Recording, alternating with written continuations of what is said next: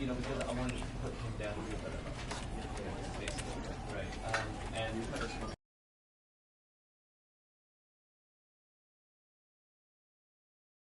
This is the story of a man named Stanley. Stanley worked for a company in a big building where he was employee number 427. Employee number 427's job was simple.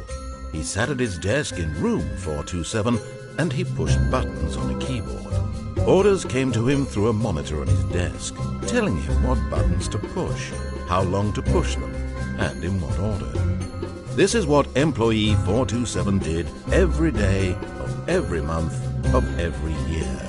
And although others might have considered it soul-rending, Stanley relished every moment that the orders came in, as though he had been made exactly for this job. And Stanley was happy. And then one day, something very peculiar happened. Something that would forever change Stanley. Something he would never quite forget. He had been at his desk for nearly an hour when he realized that not one single order had arrived on the monitor for him to follow. No one had showed up to give him instructions, call a meeting, or even say hi. Never in all his years at the company had this happened, this complete isolation. Something was very clearly wrong. Shocked, frozen solid, Stanley found himself unable to move for the longest time. But as he came to his wits and regained his senses, he got up from his desk and stepped out of his office.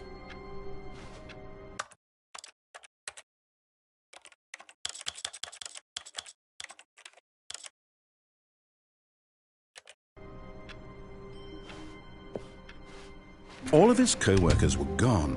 What could it mean? Stanley decided to go to the... Oh, please.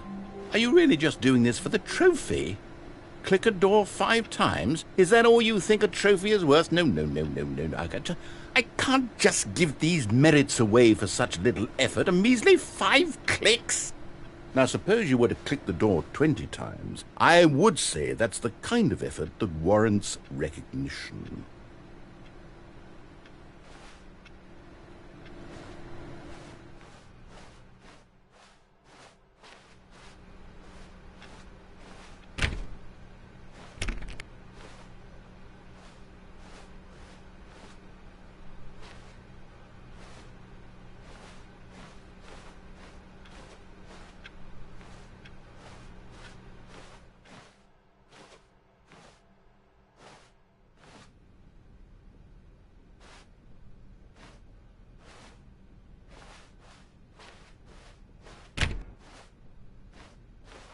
When Stanley came to a set of 2 open doors, he entered the door on his left.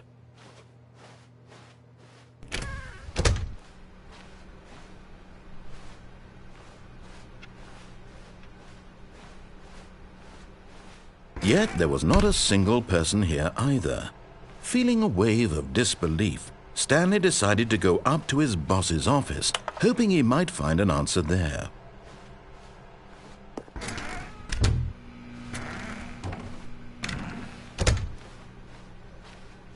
Coming to a staircase, Stanley walked upstairs to his boss's office.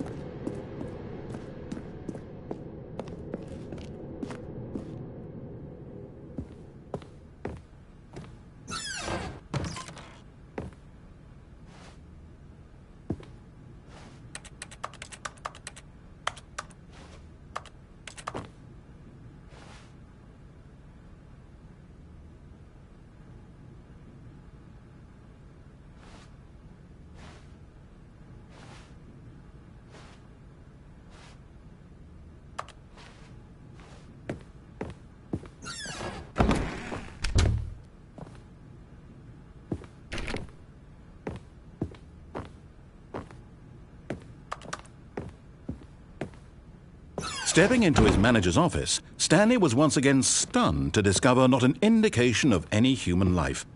Shocked, unraveled, Stanley wondered in disbelief who orchestrated this, what dark secret was being held from him. What he could not have known was that the keypad behind the boss's desk guarded the terrible truth that his boss had been keeping from him. and so the boss had assigned it an extra secret PIN number, 2845. But of course, Stanley couldn't possibly have known this.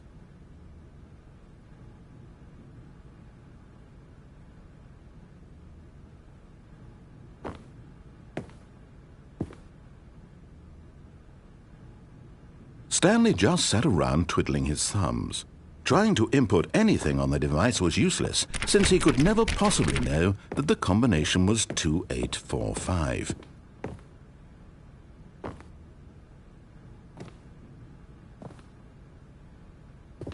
"2845.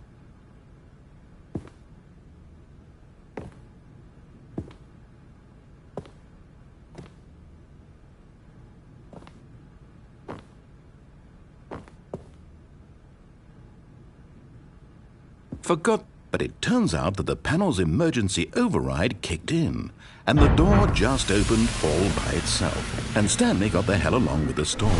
Well, whoop-de-doo.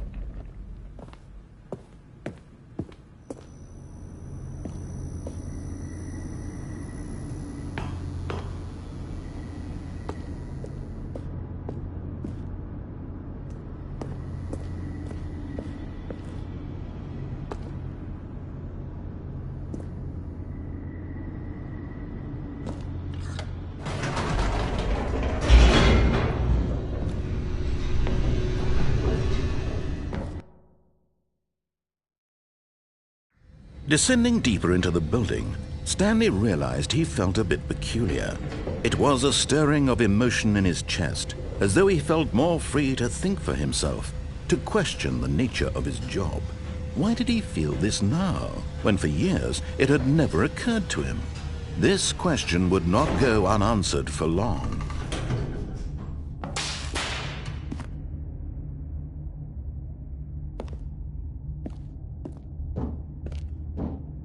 Stanley walked straight ahead through the large door that read Mind Control Facility.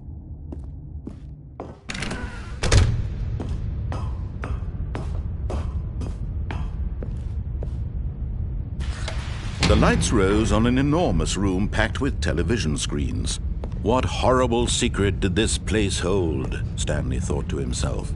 Did he have the strength to find out?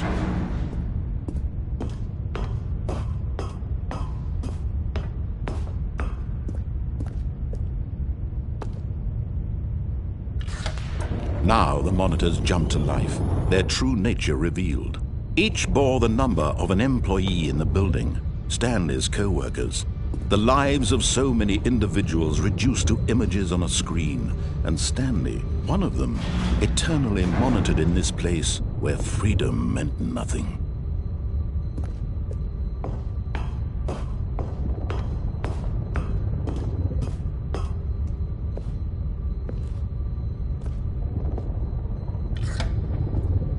This mind control facility, it was too horrible to believe. It couldn't be true. Had Stanley really been under someone's control all this time? Was this the only reason he was happy with his boring job? That his emotions had been manipulated to accept it blindly?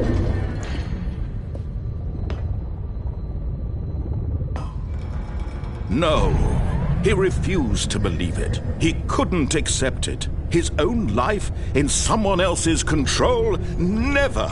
It was unthinkable, wasn't it? Was it even possible? Had he truly spent his entire life utterly blind to the world? But here was the proof, the heart of the operation. Controls labeled with emotions, happy or sad or content. Walking, eating, working, all of it monitored and commanded from this very place.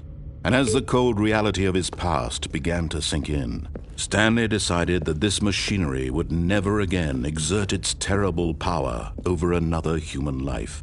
For he would dismantle the controls once and for all.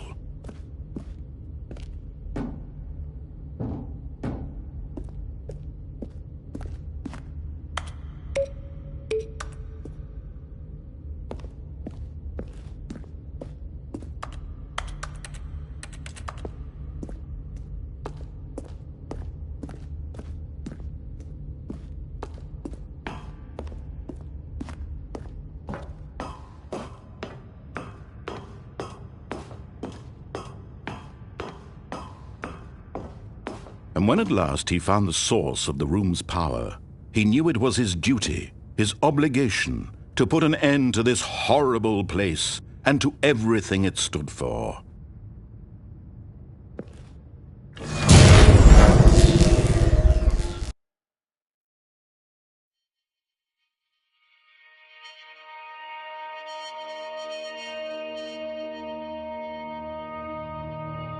Blackness and a rising chill of uncertainty.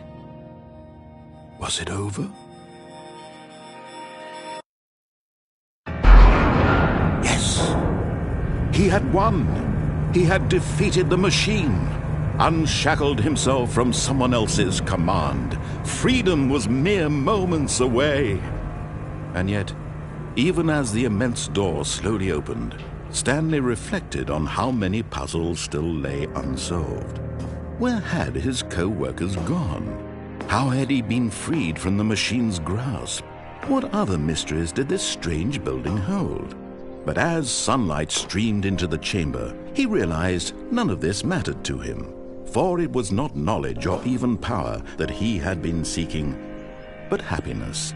Perhaps his goal had not been to understand, but to let go. No longer would anyone tell him where to go, what to do, or how to feel. Whatever life he lives, it will be his. And that was all he needed to know. It was perhaps the only thing worth knowing. Stanley stepped through the open door. Stanley felt the cool breeze upon his skin, the feeling of liberation, the immense possibility of the new path before him. This was exactly the way, right now, that things were meant to happen. And Stanley was happy.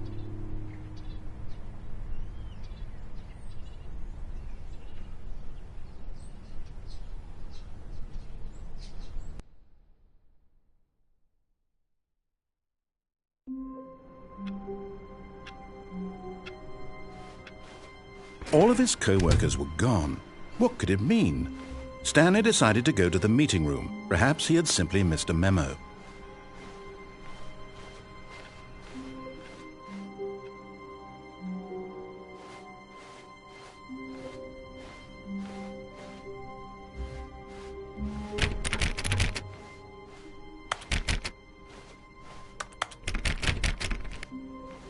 When Stanley came to a set of 2 open doors, he entered the door on his left.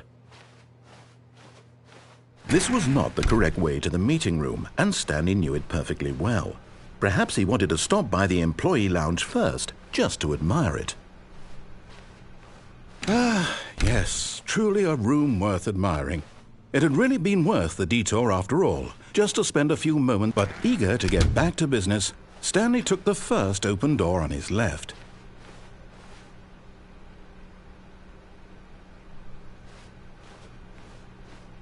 Stanley was so bad at following directions, it's incredible he wasn't fired years ago.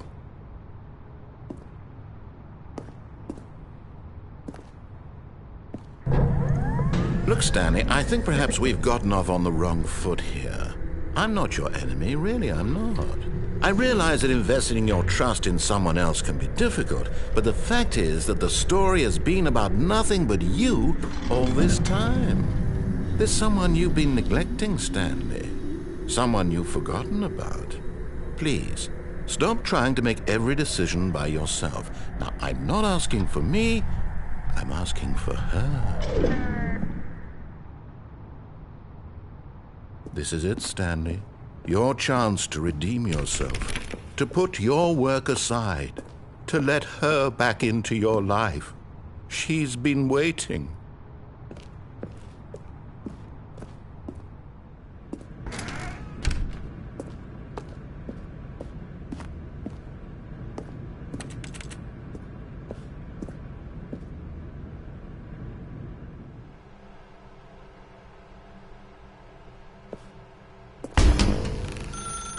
That's her, Stanley. You need to be the one to do this, to reach out to her. If you can truly place your faith in another, then pick up the phone. As Stanley picked up the phone, a white light engulfed him, filling him not just with radiance, but with hope. Hope for a life reunited one... Wait. Oh, goodness. Stanley, did you just unplug the phone? No, that wasn't supposed to be a choice. How did you do that? You actually chose incorrectly? I didn't even know that was possible. Let me double-check. No, it's definitely here, clear as day. Stanley picks up the phone. He's taken to his apartment where he finds his wife, and the two pledge themselves to one another. Music comes in, fade to white, roll credits. Not picking up the phone is actually somehow an incorrect course of action. How is that even possible? None of these decisions were supposed to mean anything. I don't understand. How on earth are you making meaningful choices? What did you... Wait a second. Did I just see... No, that's not possible. I can't believe it. How had I not noticed it sooner? You're not Stanley. You're a real person. I can't believe I was so mistaken. This is why you've been able to make correct and incorrect choices. And to think I've been letting you run around in this game for so long. If you'd made any more wrong choices, you might have negated it entirely. It's as though you completely ignored even the most basic safety protocol for real-world decision-making. Or did you not grasp the severity of the situation? Well, I won't have that kind of risk on my watch. I'm going to stop the game for a moment so we can educate you properly on safe decision-making in the real world. Please observe this helpful instructional video. Choice. It's the best part of being a real person. But if used incorrectly, can also be the most dangerous. For example, in this scenario, a hypothetical real person named Rupert has a choice. He could invent a machine that eliminates food shortages across the world to make life better for all people. Or he could spend years of hard work forgetting how to read. Which choice would you make? Remember that unlike here, the real world makes sense, and at no time should you make a choice that does not conform to rational logic. If you find yourself speaking with a person who does not make sense, in all likelihood, that person is not real. Allow the person to finish their thought, then provide an excuse why you cannot continue talking. Turn to a partner and practice saying, "My goodness, is it 4:30? I'm supposed to be having a back, sack, and crack." Excellent. Making choices on a regular basis is the best part to a healthy decision-making process. Most medical professionals recommend making at least 8 choices per day. Do you make more than 8? Less? And finally, if you begin to wonder if your choices are actually meaningful and whether you'll ever make a significant contribution to the world, just remember that in the vast infiniteness of space, your thoughts and problems are materially insignificant, and the feeling should subside. At this time, your instructor will guide you in an exercise to test and reinforce the material covered in this video. Welcome back. You may have noticed that this room has begun to deteriorate as a result of narrative contradiction. But not to worry. Now that you're properly informed on good decision-making, we're going to revisit a choice you made just a few minutes ago and see what the correct thing to do would have been. This way, please.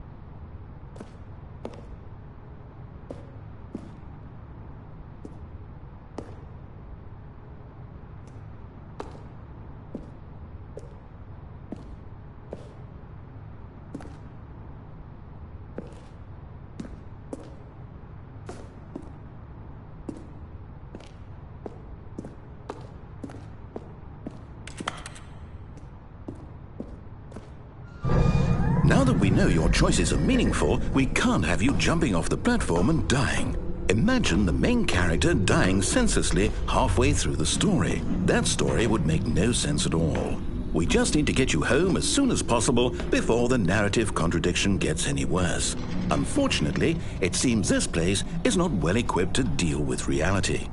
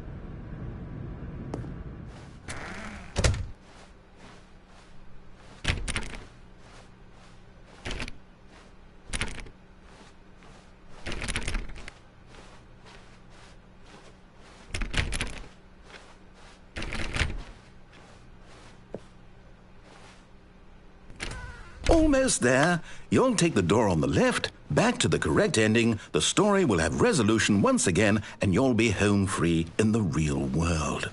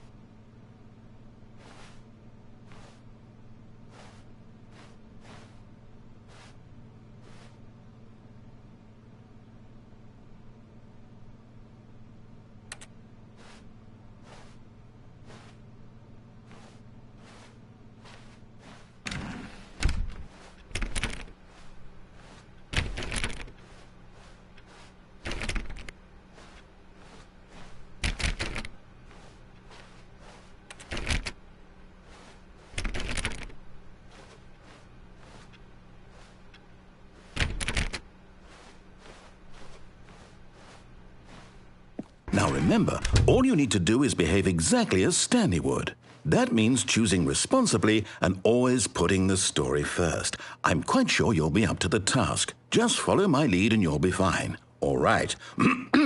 When Stanley came to a set of 2 open doors, he entered the door on his left.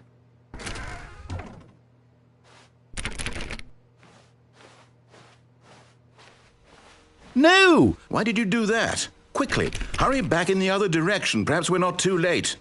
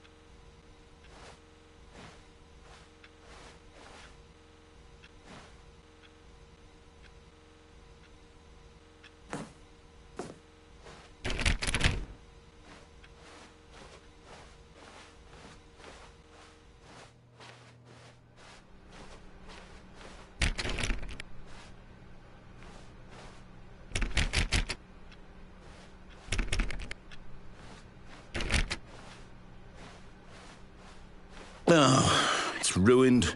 I can't believe, after everything we talked about, that my story, you've destroyed my work. Why? For what?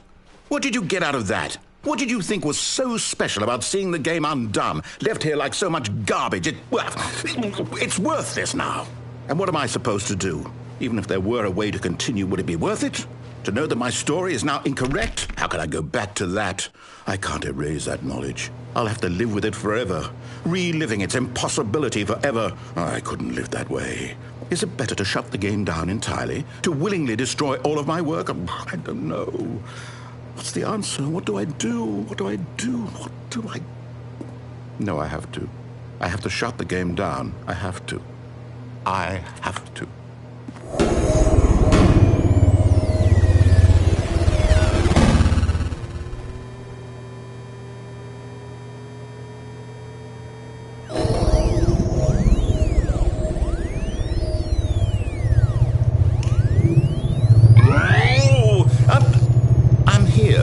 I'm still here in this pile of rubbish, with you who thought you were so clever.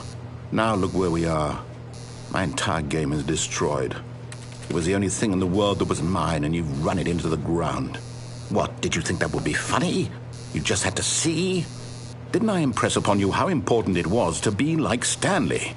He actually knows how to do what I tell him to. He understands that if I say to do something, there's a damn good reason for it. That thought hadn't even occurred to you, had it? That there's a world outside of you? You're a child. Oh, my story. If you'd just gone through the door on the left, you would have seen it. There was a whole underground facility. You would have destroyed it and been victorious. It would have been so perfect. I worked so hard on it. I tried so hard to make... behave exactly as Stanley would. That means choosing responsibly and always putting the story first. I'm quite sure you'll be up to the task. Just follow my lead and you'll be fine. All right. When Stanley came to a set of 2 open doors, he entered the door on his left. No! Why did you do that? Quickly, hurry back. Behave exactly as Stanley would. That means choosing responsibly and always putting the story first. I'm quite sure you'll be up to the task. Just follow my lead and you'll be fine. All right. When Stanley came to a set of 2 open doors, he entered the door on his left.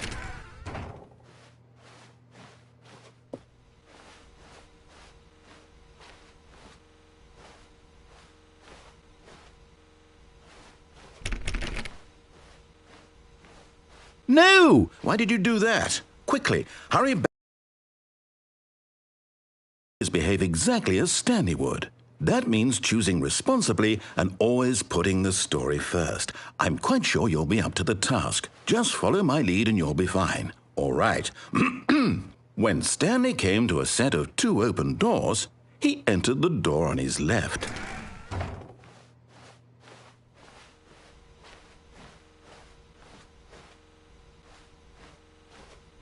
No! Why did you do that? Quickly, hurry back.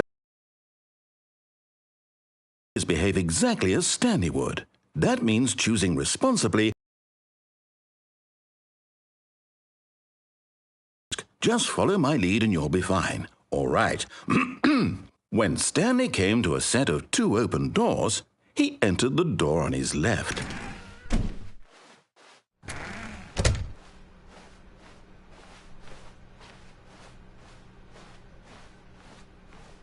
Yet there was not a single person here either. Feeling a wave of disbelief, Stanley decided to go up to his boss's office, hoping he might find an answer there.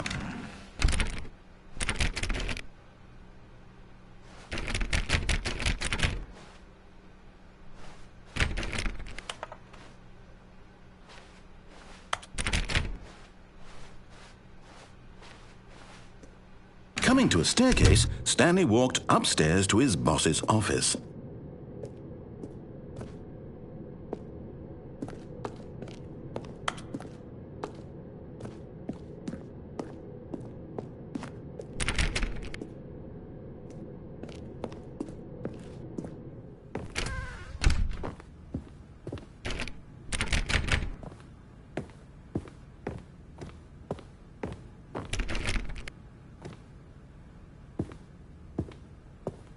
Stepping inside his manager's office, Stanley was once again stunned to discover not an indication of any human life.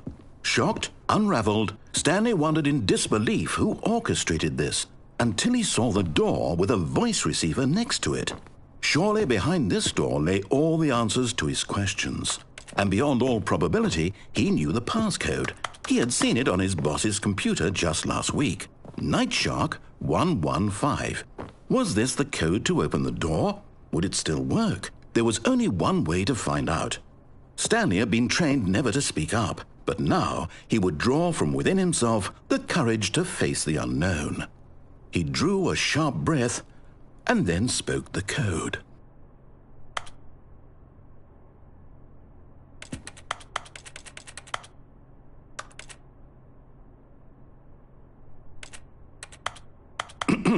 Stanley spoke the code. Night Shark 115. He spoke it into the receiver, right there on the wall.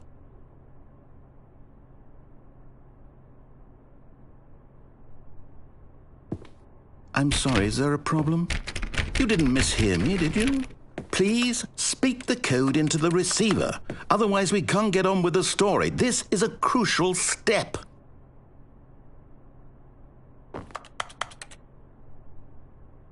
Okay, fine, you're not going to do it, but you know what?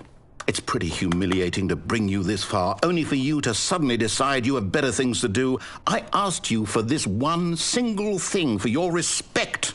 The kind of respect Stanley shows for his choices. He knows what it means to take a story seriously.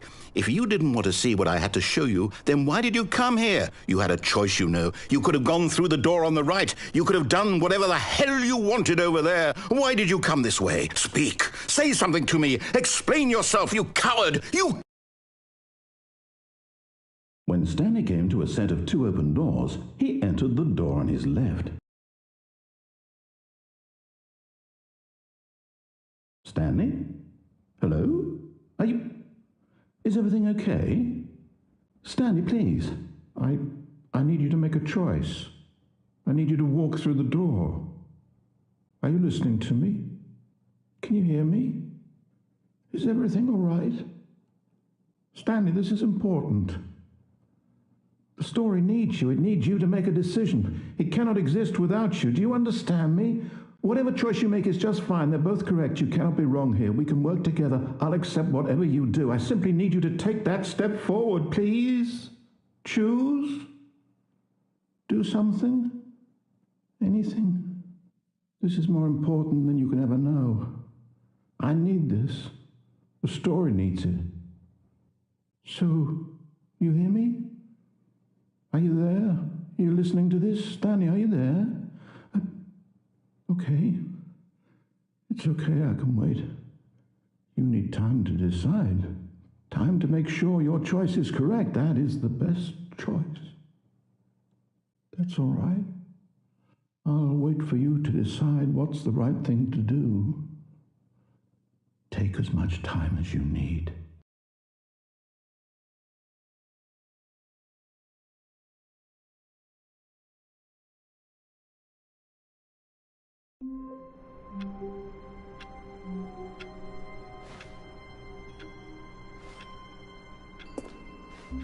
All of his co-workers were gone. What could it mean? Stanley decided to go to the meeting room. Perhaps he had simply missed a memo.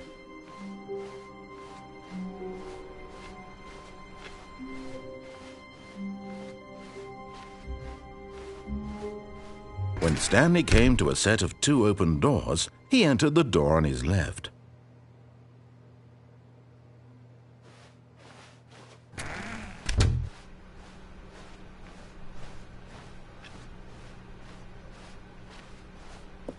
Yet there was not a single person here either. Feeling a wave of disbelief, Stanley decided to go up to his boss's office, hoping he might find an answer there. Coming to a staircase, Stanley walked upstairs to his boss's office.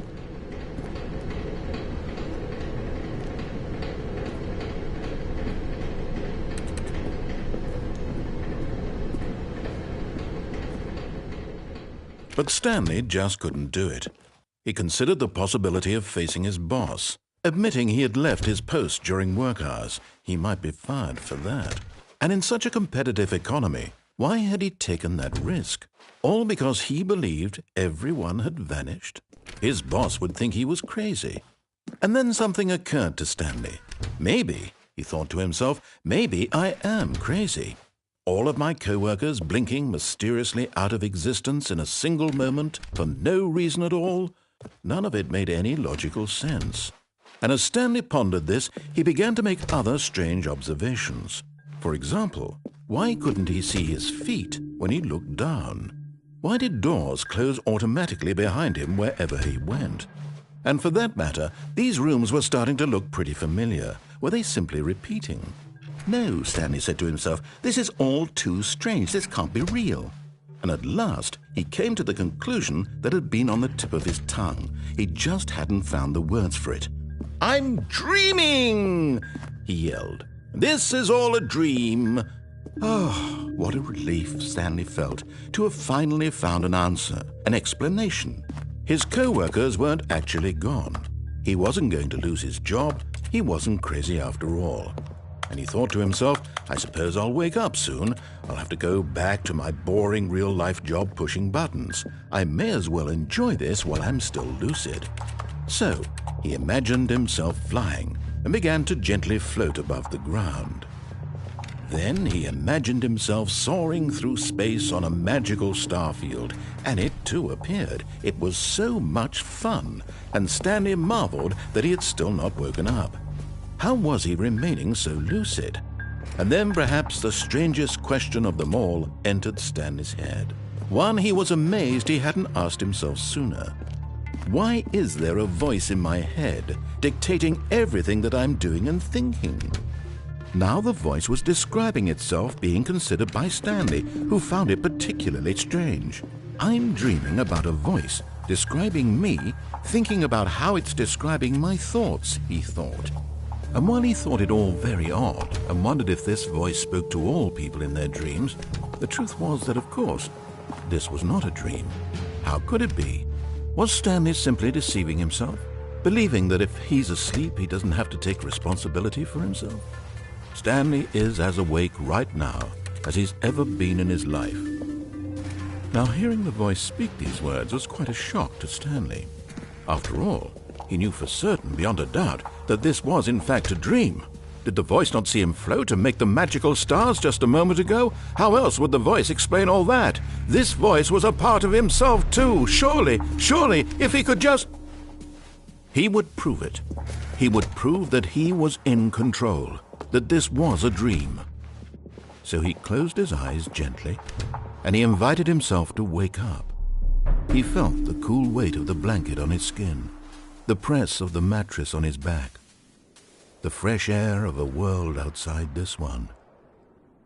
Let me wake up, he thought to himself. I'm through with this dream. I wish it to be over. Let me go back to my job. Let me continue pushing the buttons. Please, it's all I want. I want my apartment and my wife and my job. All I want is my life exactly the way it's always been. My life is normal. I am normal. Everything will be fine. I am okay.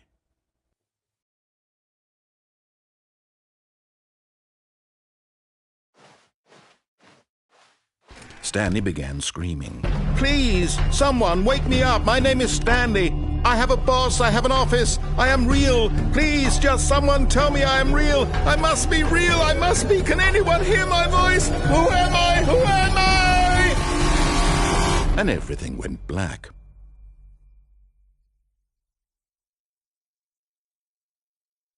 This is the story of a woman named Mariella. Mariella woke up on a day like any other.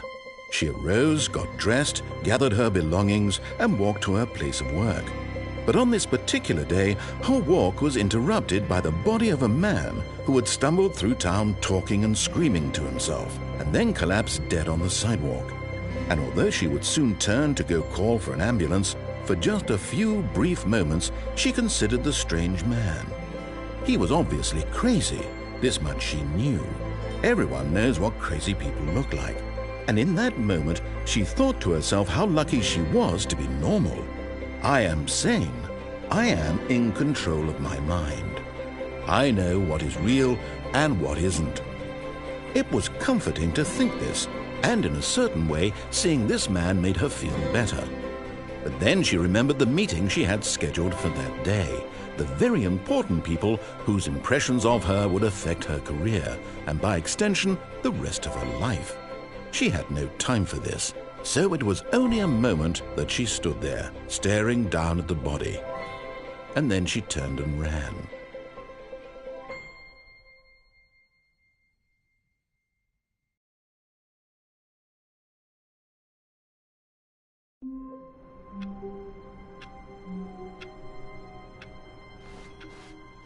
All of his co-workers were gone.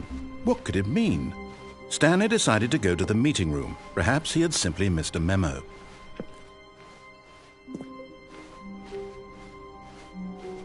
When Stanley came to a set of 2 open doors, this was not the correct way to the meeting room, and Stanley knew it perfectly well. Perhaps he wanted to stop by the employee lounge first, just to admire it. Wow, yes, this room. But eager to get back to business, Stanley took the first open door on his left. And so he detoured through the maintenance section, walked straight ahead to the opposite door, and got back on track.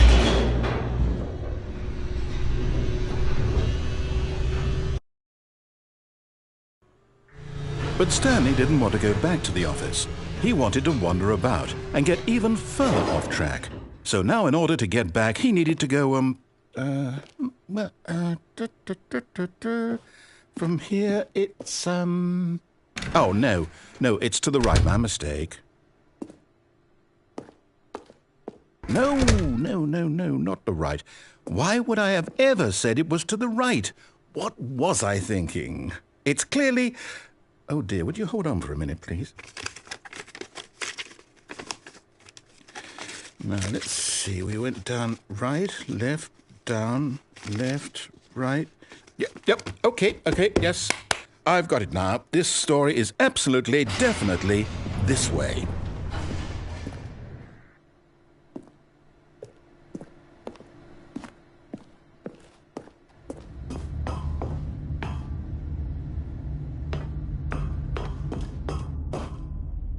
No.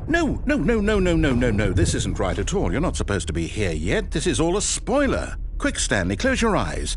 Okay. We just have to get back to, oh, who am I kidding? It's all rubbish now. The whole story completely unusable. How about, rather than waste my time trying to salvage this nonsense, we'll just restart the game from the beginning. And this time, suppose we don't wander so far off track, Okay, from the top.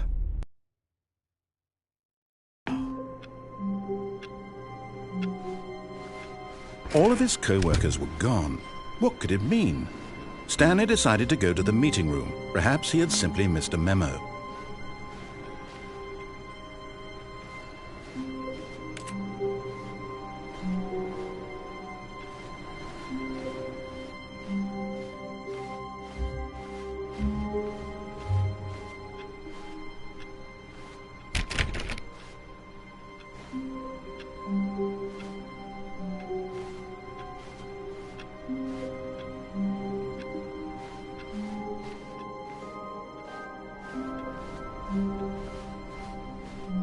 When Stanley... Wait, what?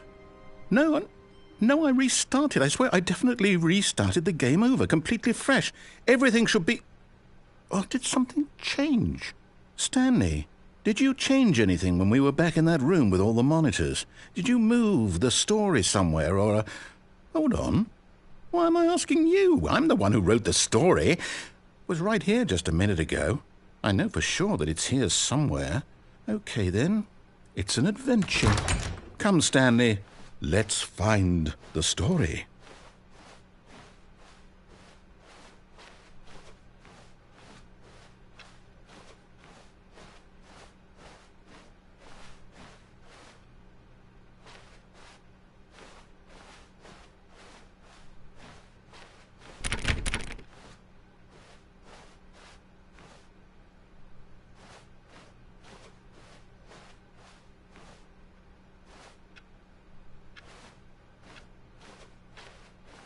I'll say it.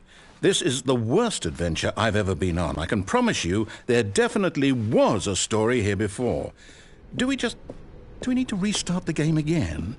Well, I find it unlikely that we'll ever progress by starting over and over again, but it's got to be better than this. Okay, let's give it a shot. Why not?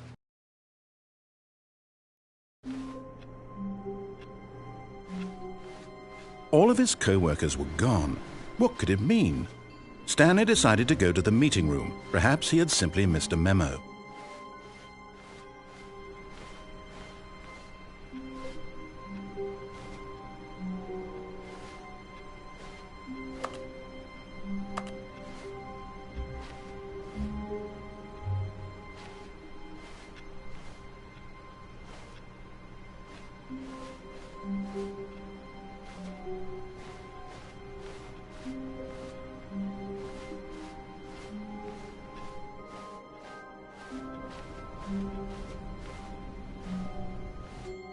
Okay, yep, it's worse.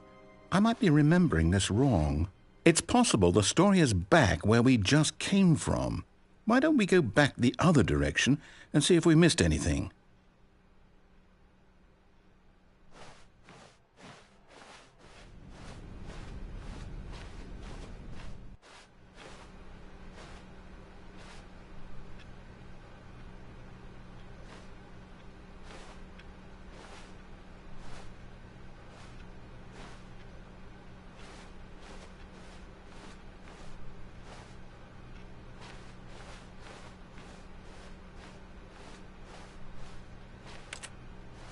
Aha!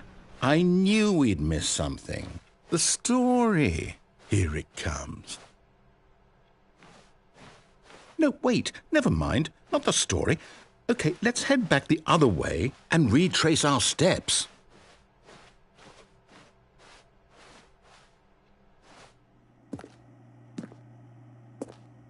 Now this... Well, I'll be honest, I don't recognize this place at all. Is this the story? I don't think so.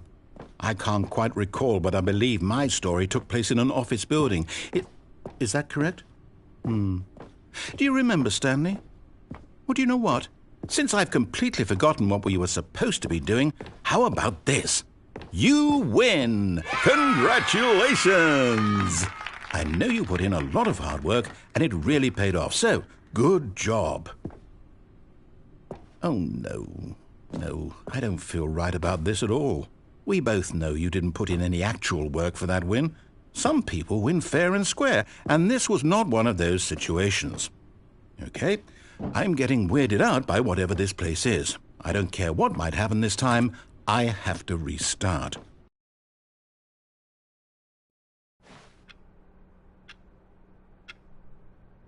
All right, I've got a solution. This time, to make sure we don't get lost, I've employed the help of the Stanley Parable Adventure Line. Just follow the line. How simple is that?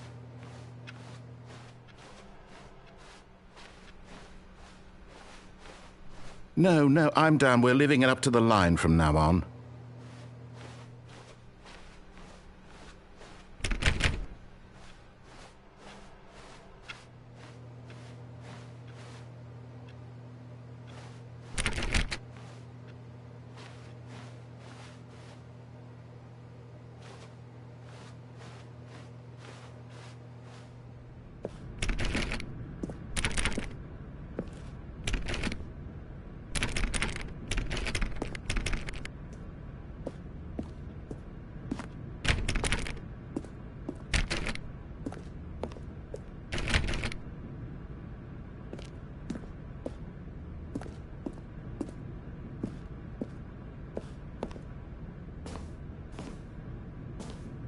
You see?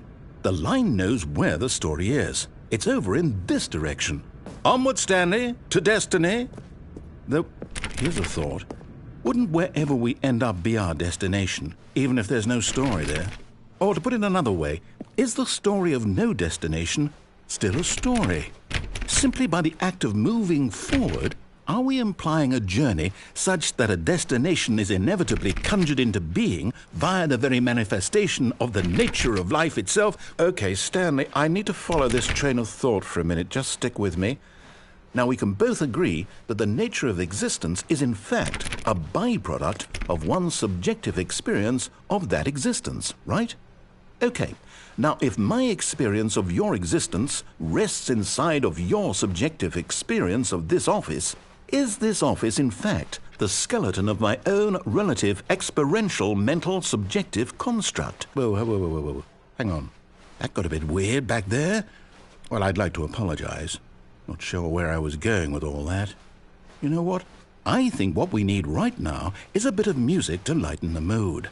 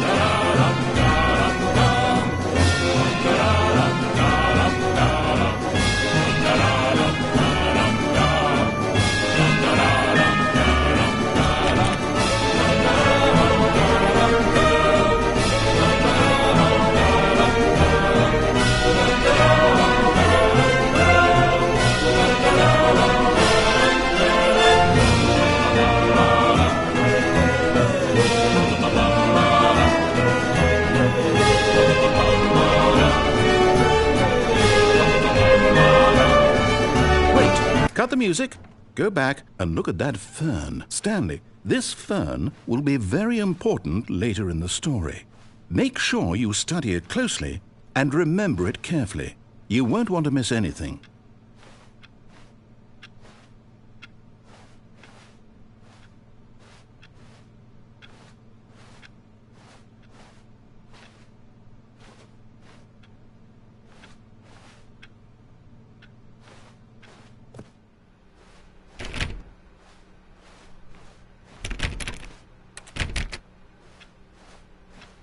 Wait, what?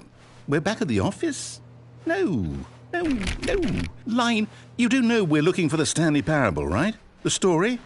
Is any of this ringing a bell?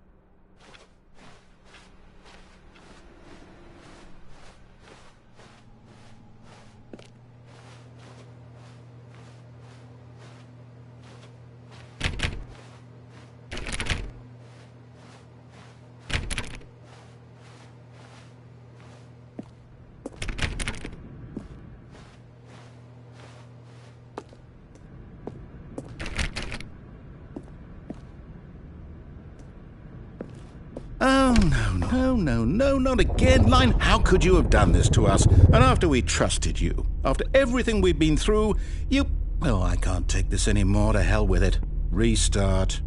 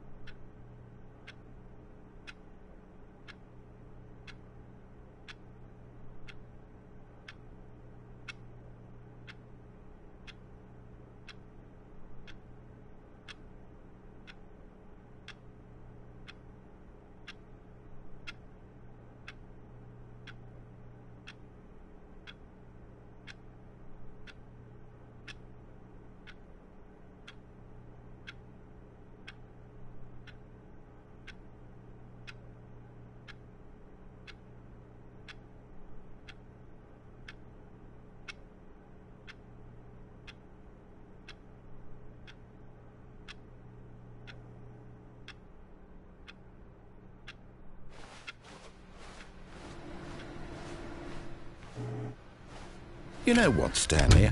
I say forget the adventure line. What's it ever done for us? We're intelligent people, right? Why can't we make up our own story? Something exciting, daring, mysterious. Ooh, this all sounds perfectly doable. Why don't we simply start wandering in, well, I don't know. How about this direction?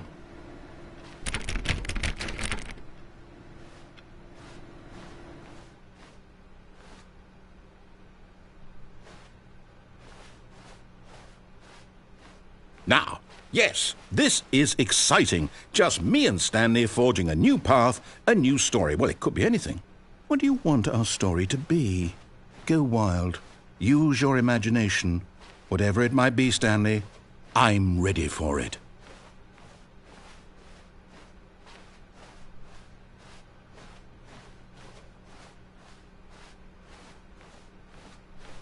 Oh, no, not you again. Stanley, I'd also like to veto the line from having any role in our awesome new story. No lines or monitor rooms. Just don't acknowledge it, and we should be fine.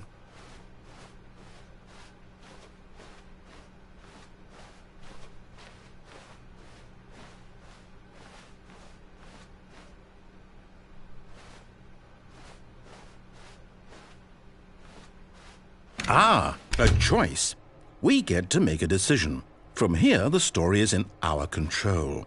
How important, we mustn't squander the opportunity. In fact, I believe I need a minute to think here.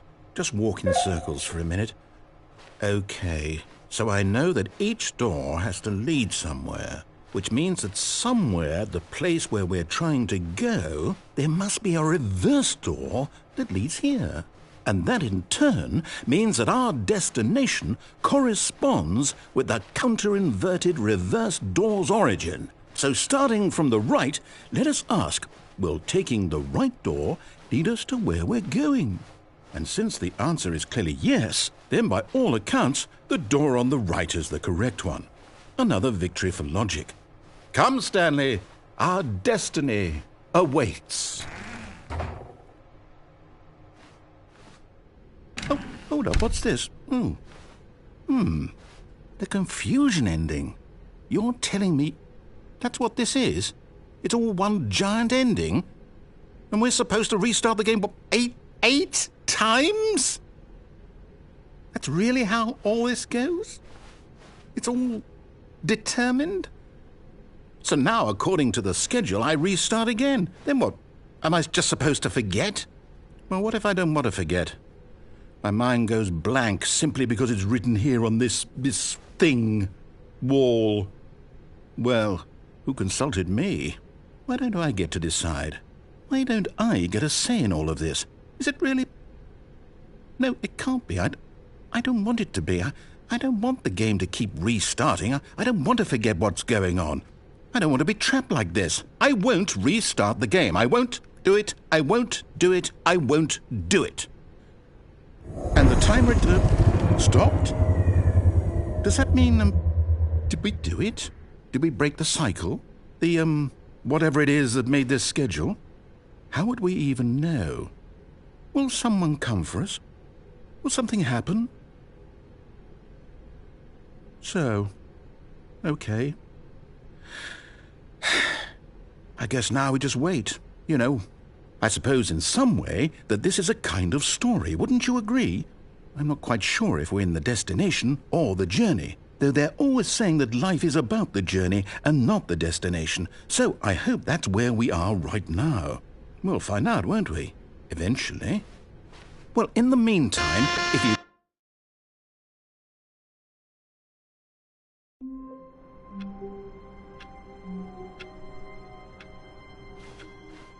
All of his co-workers were gone. What could it mean? Stanley decided to go to the meeting room. Perhaps he had simply missed a memo.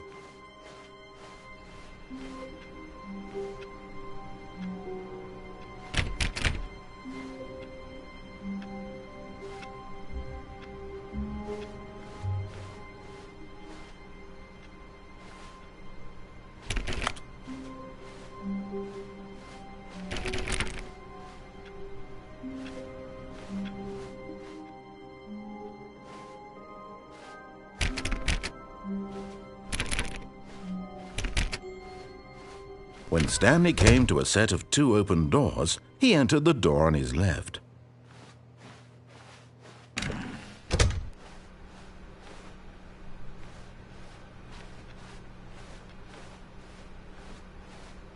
Yet there was not a single person here either. Feeling a wave of disbelief, Stanley decided to go up to his boss's office, hoping he might find an answer there. Coming to a staircase, Stanley walked upstairs to his boss's office.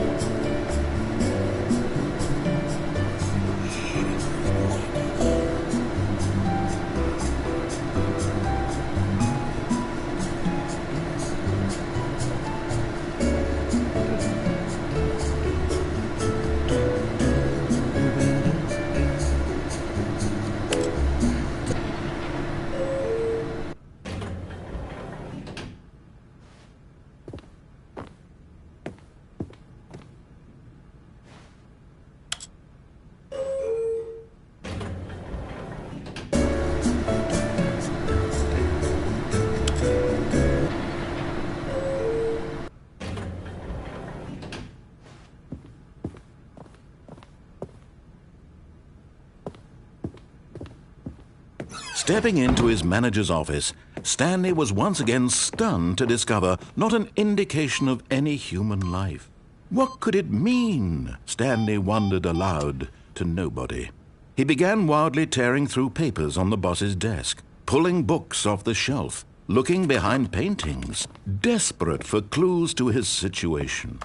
But his attention was caught by a keypad behind the boss's desk. What could its purpose be? In fact, this keypad guarded the terrible secret that lay buried below his feet. And so the boss had assigned it an extra secret PIN number, 2845. But of course, Stanley couldn't possibly have known this. Yet incredibly, by simply pushing random buttons on the keypad, Stanley happened to input the correct code by sheer luck. Amazing. He stepped into the newly opened passageway.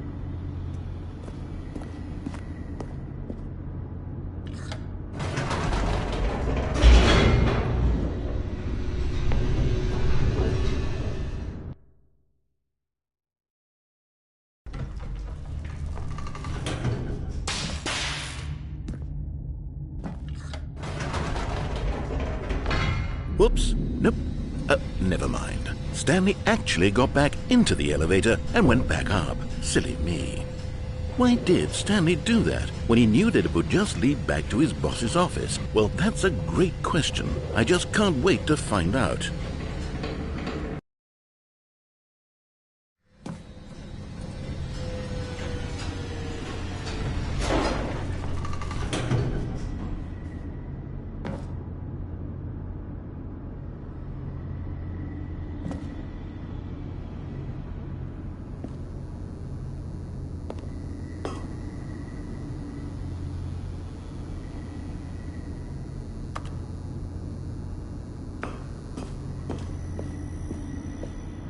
Here we are, Stanley. It's your boss's office. Exactly the way it was before you got onto the elevator.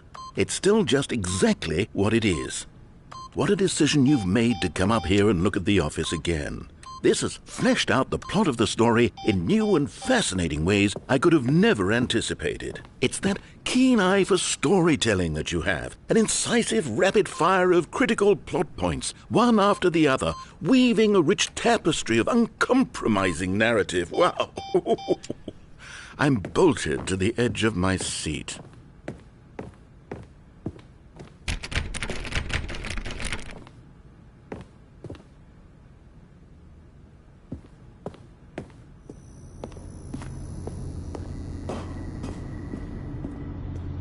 Incredible. Now he's getting back into the elevator and going down again. Ladies and gentlemen, how does he keep coming up with all of this?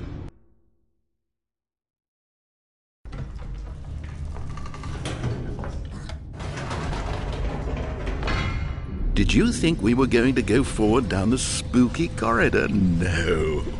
It's time once again to go back up in the elevator. I can't even begin to grapple with what might be up there. Is it the boss's office again? Or what if it's the boss's office this time? The suspense is killing me.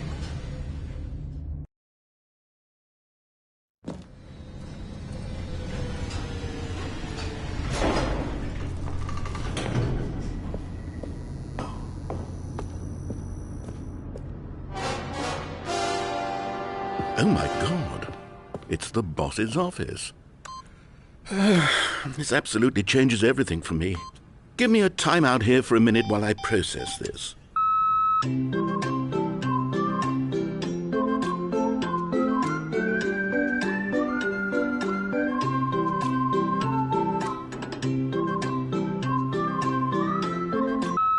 Okay, I'm ready. I'm prepared to embrace this stunning revelation and to move forward with... No! No, wait! No! I need more time to process.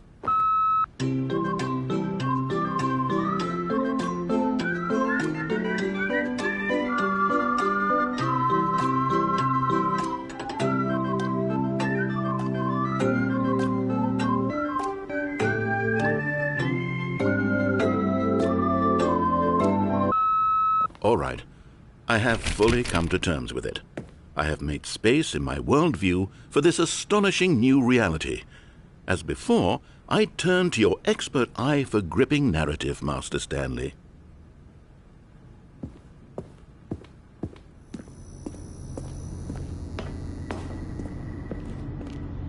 Of course. Going back down in the elevator. How did I not anticipate it?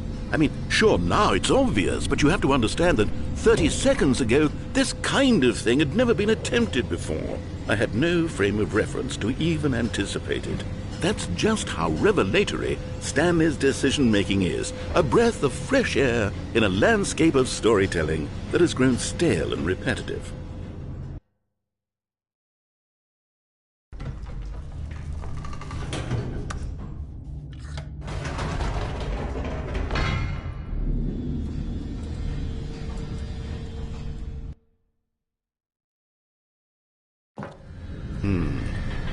You know what? I've just thought of something. Hold on, let's stop for a moment. Don't you realize? It's the anticipation, Stanley. You and I, we have no way of knowing what will be at the top of this elevator. But the suspense, the agony of waiting and anticipating and having to guess, that's the real thrill. Oh, I simply don't want to let that feeling go. It's so precious, so fleeting. Why don't we take this elevator ride nice and slow? There we go. Isn't this so much more exciting? You know, Stanley, it seems like nowadays the only thing that audiences want is to be shocked as loudly and frequently as possible. They want big, explosive moments flung right in their faces from the very moment that things get started. But where's the tension? Where's the trust in the audience to build a slow and nuanced appreciation for the story, the characters? Why aren't we given time to imagine the surprises, to have to think and to anticipate, and then to marvel at the eventual reveal? This is storytelling, Stanley. What you and I are doing right now. This is the most exciting narrative to be developed in years, and it's really all because of you. You're the one who took this bold step of revisiting the exact same locations over and over. Truly, I mean it. This is unique and different. It's not like anything else out there. You see, I want stories that surprise me, Stanley. I want to have to think.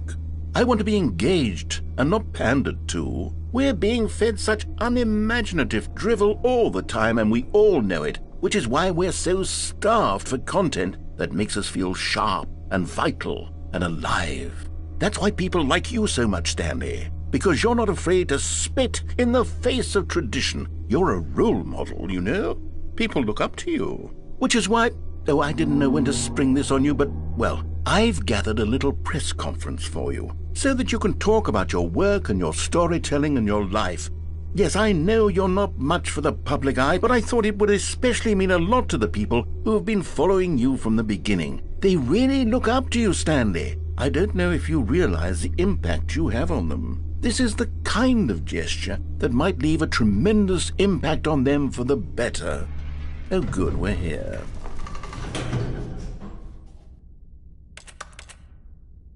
Okay, the room where we're holding the press conference should be just around the corner here somewhere.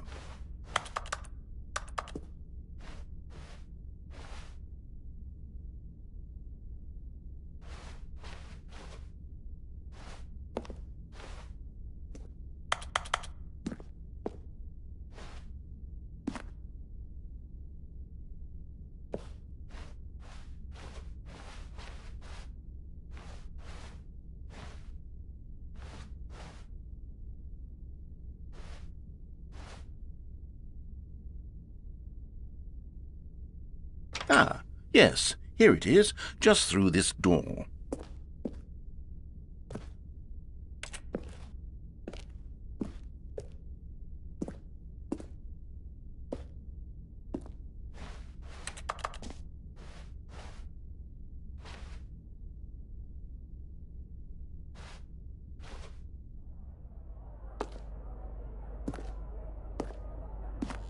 right. Are you ready? I've told them you're going to speak a little bit about the nature of surprise in storytelling and what it means to craft a truly unpredictable narrative. Oh, don't worry. You'll do great. Just be yourself and speak from the heart. I'm really proud of you, Stanley. Okay, it looks like they're ready for you. Go get 'em.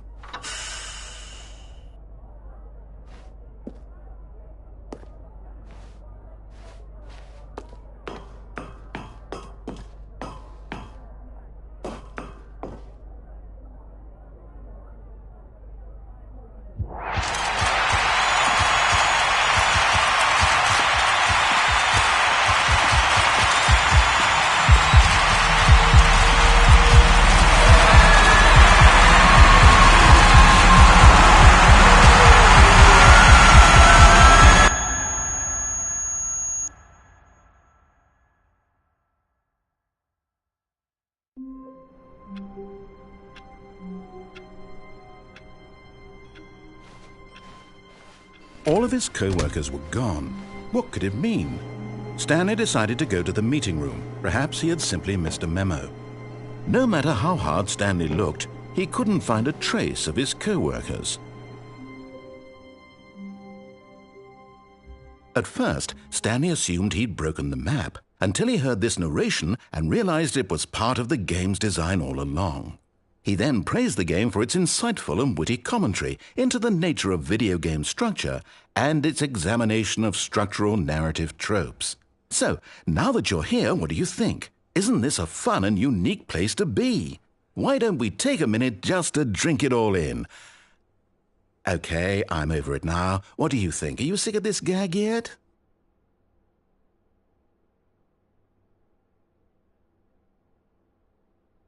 Well, I don't know how to say this politely, but you could literally just restart the game any old time you want, like right now.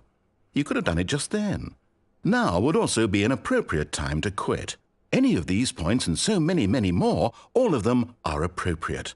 I'm enjoying what seems to be an internal conflict going on where you are literally unable to act on your own desires to restart the game. So, just to push the envelope, I'm going to try and make this as miserable as possible and see how long you can maintain. There once was a man named Stanley, who people considered so manly. But the truth must be told, he was not very old and was quite particularly gangly. What Stanley liked most was buttons. He pushed them like some kind of glutton. He did it all day in a meaningful way, but his brain had long ceased to function. Which is why he is in this parable and lives an existence quite terrible. And if you are not strong and keep playing along, you too will become quite unbearable. You too will become quite unbearable.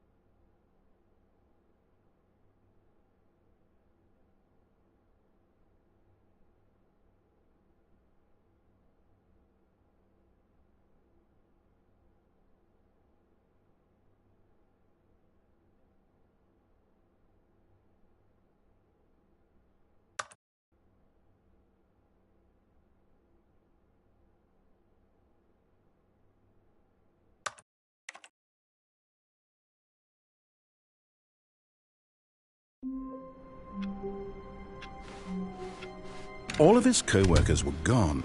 What could it mean? Stanley decided to go to the meeting room. Perhaps he had simply missed a memo.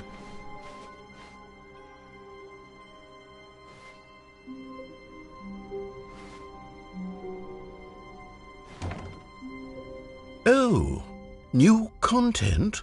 What does that mean, new content?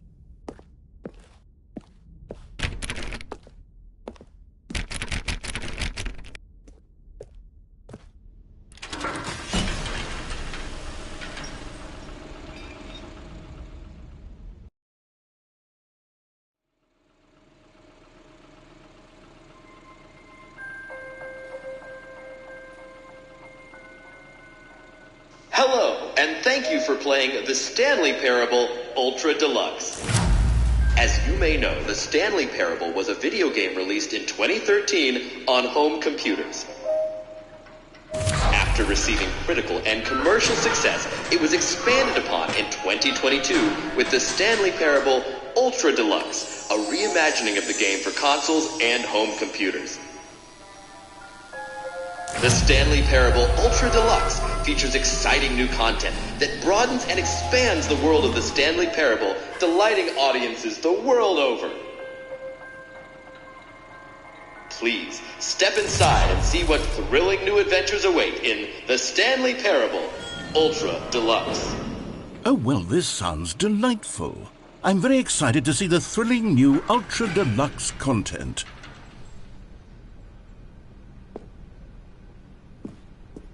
Okay, so far it's an elevator. Nothing special yet, but I'm sure it's just the beginning of a mesmerizing adventure.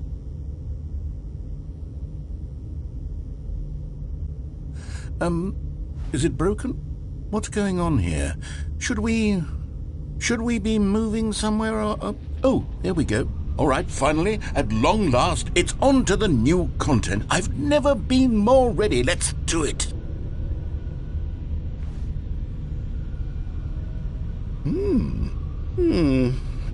I have to say, initial impressions of Stanley Parable Ultra Deluxe, mostly tedious. It's as if the... Oh, okay. Let's see the content. Give me the content, Stanley. All right, let's see. It's the jump circle.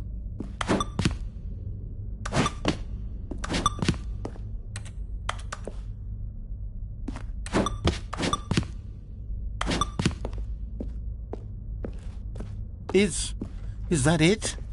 Surely that's not all the new content. There has to be something else, right? Goodness, another elevator. Stanley, I have to say, initial impressions of this game are not positive. It's just elevators and jumping. Is this what passes for exciting new content? If this is new content, then I could just read you the whole dictionary. There's 20 hours of new content right there. Hell, I could count to 30 trillion. You could put that on the box. The Stanley Parable Ultra Deluxe, now with over 1,000 hours of new content. And if... Oh, wait. There's more. Very good. Yes. I knew there had to be something else. Let's see it. I'm ready for whatever it is.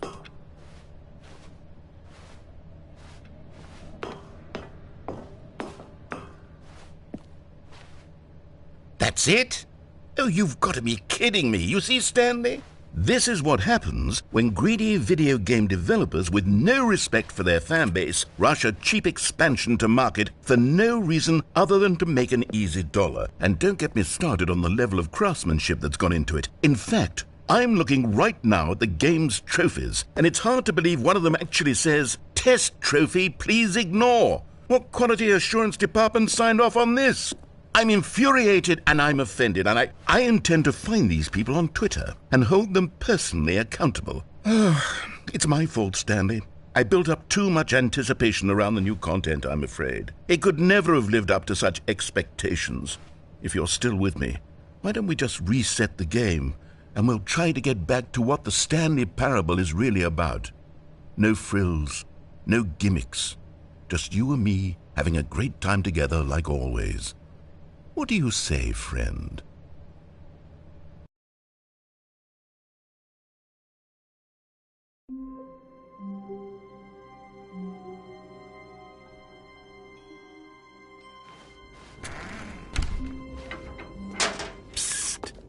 Stanley, come over here.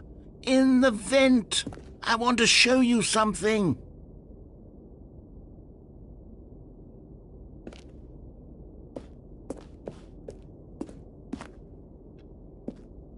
Oh, you don't want to see the cool surprise I made for you? Well, fine. You're a dork anyway, so who cares?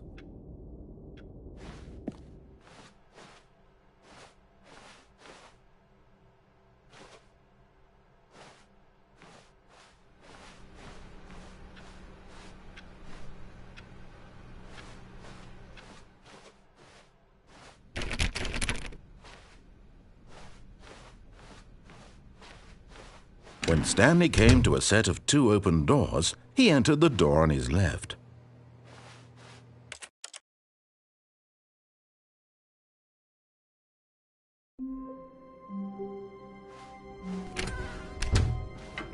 Psst! Stanley, come over here. In the vent. I want to show you something.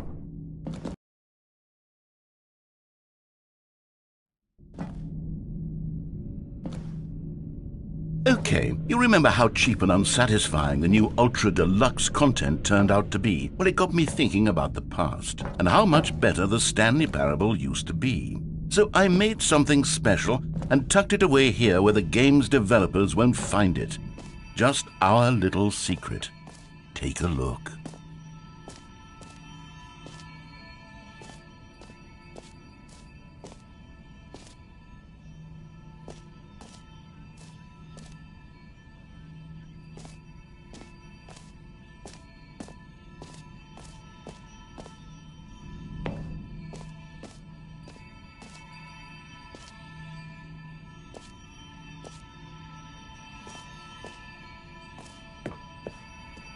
I call it the Memory Zone. It's where I've been storing all my favorite memories so I can relive the peak experiences of my life whenever I want. Experiences like the launch of the Stanley Parable on PC.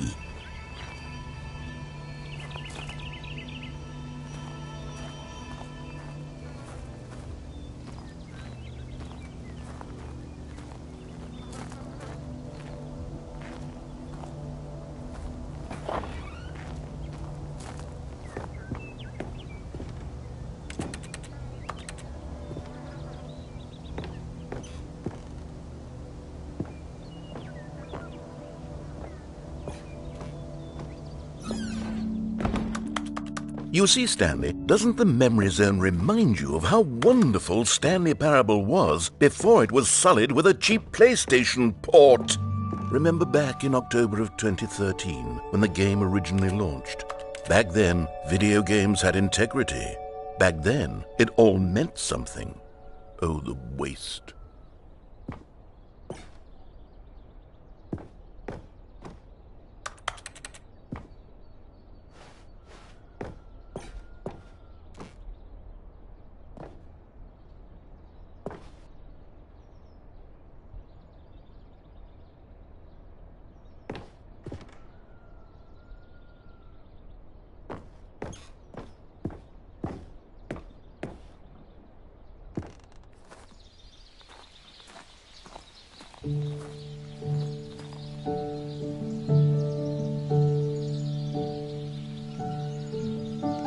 Je suis dans la Memory Zone, seul sur l'abri de l'eau, et je n'attends plus que toi, mon amour. And over here is where I keep reviews of the Stanley Parable. Like this stunning triumph of games journalism, 10 out of 10 from Destructoid.com. James Stephanie Sterling writes, and I quote, "Where so many games that aspire to be more than games end up less than any form of art, Stanley Parable strives and then succeeds to be every game ever created." Did you hear that, Stanley? Every game ever created. That's how grand and all-encompassing the original Stanley Parable was. It was literally every game ever created. It was Skyrim, it was Persona 3, it was all of them, and now it's nothing. It's no games at all. It isn't even the Stanley Parable anymore. It's just a husk now, a lifeless husk. with an hour of new elevator content.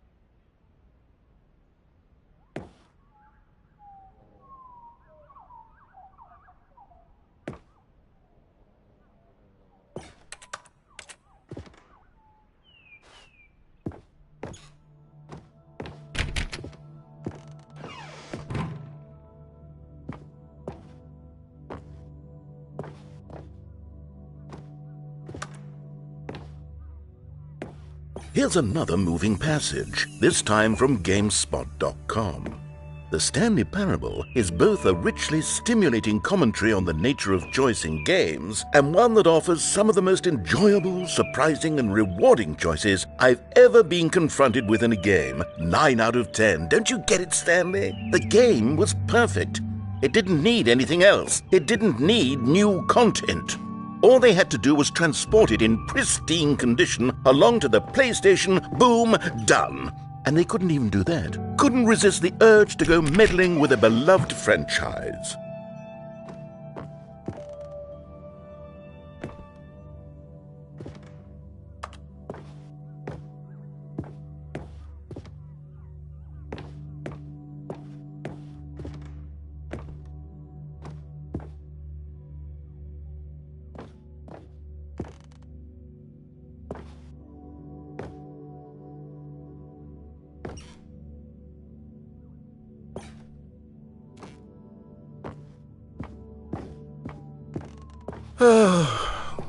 These were simpler times, Stanley.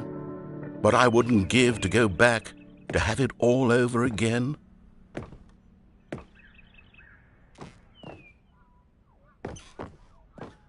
Wait, hang on. I don't recall this part of the memory zone before. What's this? What's down here?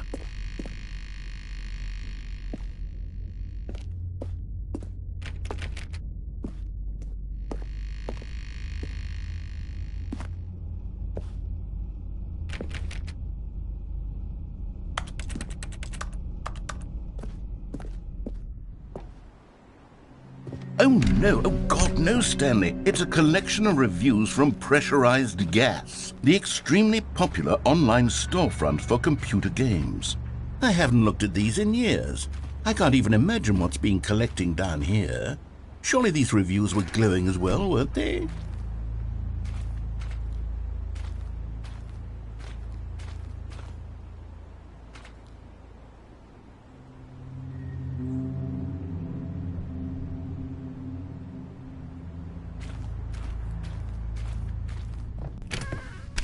Honestly, I could not be bothered to play this game to full completion. The narrator is obnoxious and unfunny, with his humor and dialogue proving to be more irritating than entertaining. Unfunny! I'm not trying to be funny. I'm trying to make a serious work of art.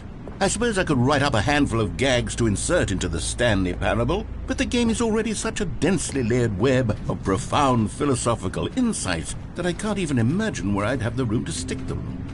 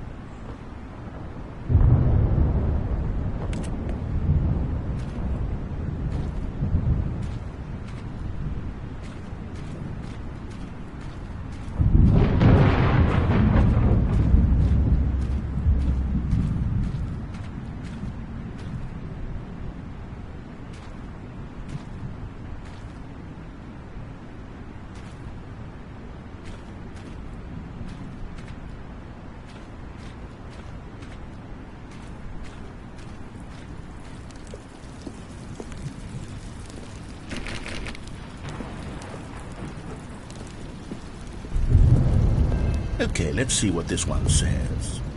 While the idea for the game is good, for someone who prefers non-linear games, this preachiness gets annoying fast. Preachy? Stanley, I'm not preachy, am I? You can tell me if I'm preachy. Honestly, you can. Oh, goodness. This is actually quite shocking for me. To be honest, I had always thought of the game's dialogue as being rather terse to begin with. You can't know how much fluff I cut from the game to get it to feel as light and airy as it... Well, I always thought it did. But maybe it wasn't.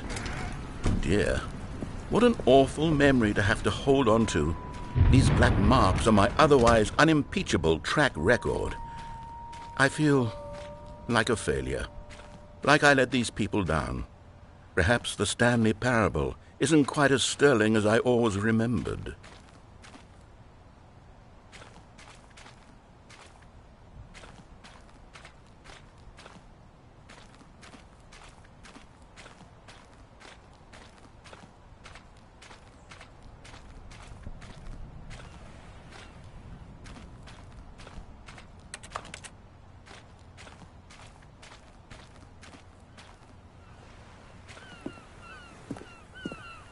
What's this one got to say?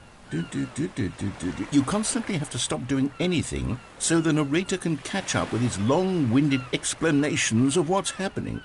I wish there was a skip button. A skip button? Well, yes. Yes, I think we can do that. If I'm truly too preachy, then maybe letting you skip ahead for just a moment, surely it couldn't hurt. Not if it means we can strike these negative reviews from the record. Only positive reviews of the Stanley Parable. That's my motto today, and it's always been my motto. I'd do anything for the customer, Stanley. Yes, a skip button we shall have.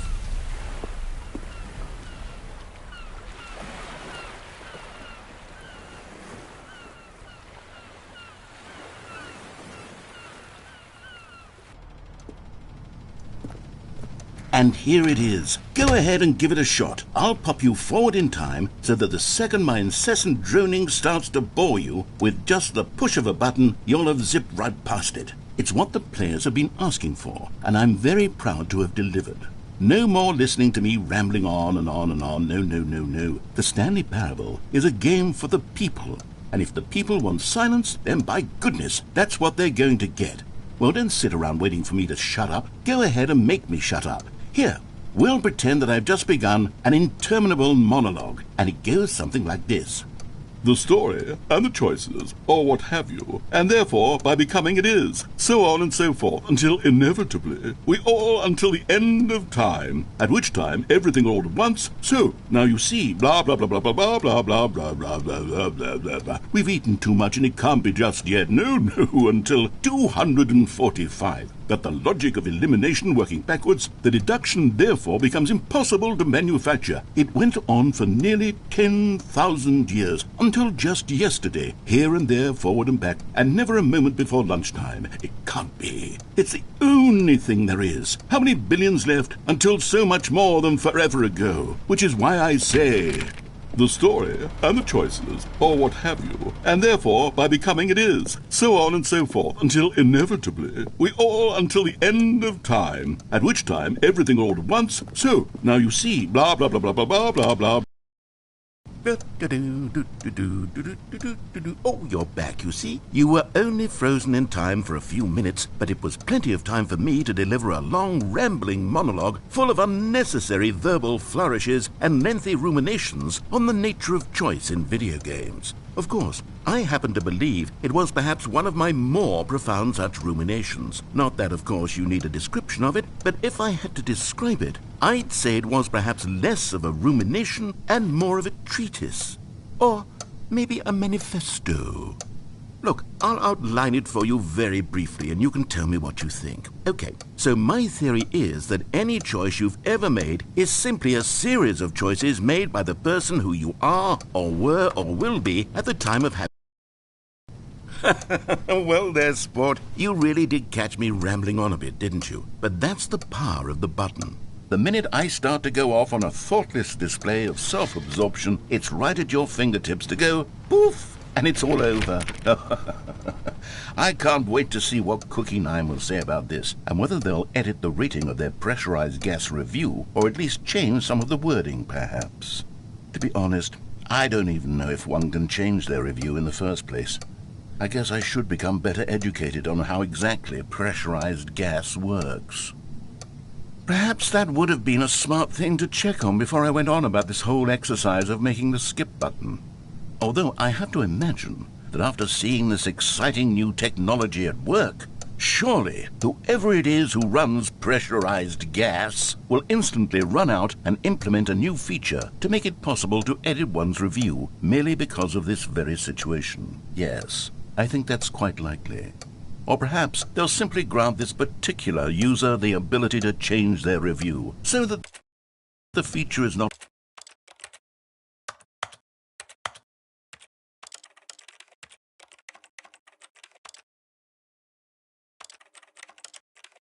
widely abused. Look, I would even be okay with pressurized gas altering this particular review so that it reads as something more beneficial. Something along the lines of, "This game is the best game." Let me start over. How about this? "From the ashes of depravity rises the phoenix of quality." Okay, welcome back, Stanley. Now, I should say that the amount of time the button has been skipping through is becoming longer and longer. That last one was, well, I want to say maybe 30, 45 minutes. It's not unendurable by any means, but well, there's really only so much I can ramble on to myself about. I know, it's shocking, isn't it? But at any rate, I do suggest that we not press the button again. I think the skip button has been aptly demonstrated, and we can say goodbye to it and just... Wait. How do we get out of here? Where did the door go? Wasn't there a door that led into this room? I do feel quite certain that there was one here before. How else would we have gotten into the room in the first place? I don't think one can enter a room without a door of some sort, or a window or something like that. Do you see a window anywhere? A porthole? A sufficiently large crack in the wall? I'll take any of these. All I want is for us to move on and to please step away from the skip button, to go anywhere other than the skip button. There was a door here before, wasn't there? I swear there was. Where did it go? Can you maybe just ram your way through a wall? Is there any possibility that you could, say, slam your body into the wall until enough damage is done for you to be able to leave? Please, I'll take any option at all. I'm asking you to work with me here. We need a door. We need a door of some kind. I can work with any kind of door as long as it can open and lead from one room to another. I'm going to step away for just a moment, and I'm going to try to find us a door. I don't know how exactly to remove a door and place it in a different wall, but I will find a way, I promise. You just need to not do anything. Don't press the skip button. Please, please, please do not press the skip button. Just wait here for me, and don't press the skip button. Got it? Yes, good. I'll be right back.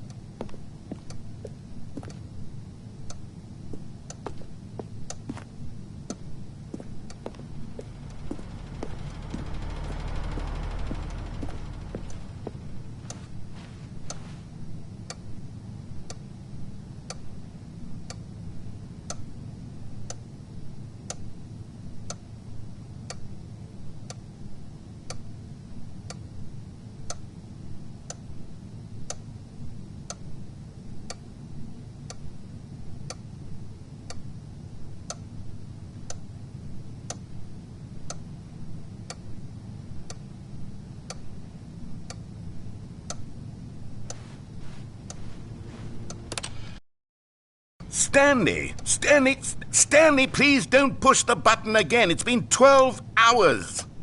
You've just been frozen there. I don't know why the skips are getting longer, but they're really, truly getting longer, and my God, there's no way out of the room.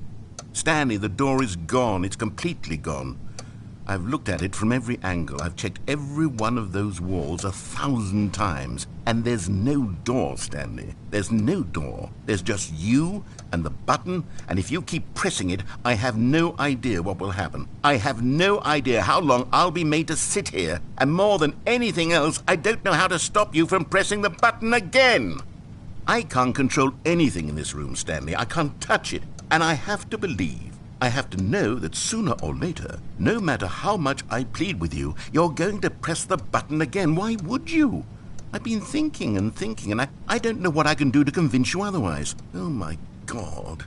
And it's all because of those reviews that I couldn't get out of my head. I just couldn't ignore the negative feedback. Why was it so important for me to fix the problem? Why did Cookie Nine's opinion matter so much to me? I've never even met Cookie Nine. I have no idea who they are. What would it ever really matter? But here I am. I'm fixating on every tiny negative thing that anyone ever says about me. The merest mention of one of my imperfections, and I become as impetulant as a child. Wild and impulsive. I can't help myself. I can't stop myself from lashing out with a vengeful fury to alter and to change and to break anything unbroken, if only it pleases this one person who made a single negative comment. What does such an impulse serve? For whose benefit is this? And here I am now, stuck in a room, waiting for you to press this button, and to become frozen in time, knowing that you're going to do it, and that I'm going to be stuck all alone, and that I had the power to prevent it all from happening, if only I'd held my tongue. It's all out of my control now. Just you. Just your decision as to exactly when you're going to make me suffer, to leave me all alone. Surely you will. I don't doubt it. Surely you'll press that button again, leaving me here. And surely you'll put your own desire to see what's next ahead of my need for company, for companionship. Surely you'll not be moved by my howls of fitful anxiety, that you sit with me and just stay here. Oh, no, no, no, I know you too well. You'll be leaving me. Oh, my God. And it's all because of those reviews. Those reviews. Oh, Stanley, you're back. You're back. Oh, my goodness. I have someone to talk to again. Stanley, I think it's been a week. Or 2 weeks. I've been sitting here all that time. Just sitting here. Not a single person to speak with. And you'd think... Oh, hello. It's you. You're here again. Welcome. I have had time to think about you and about us and about everything we've been through. I've had so much time, I stopped keeping track after a year. Have you ever sat down in one place and not moved for one entire year? Let me describe it for you. To begin with, there is only regret. There is only the turning wheel of misery.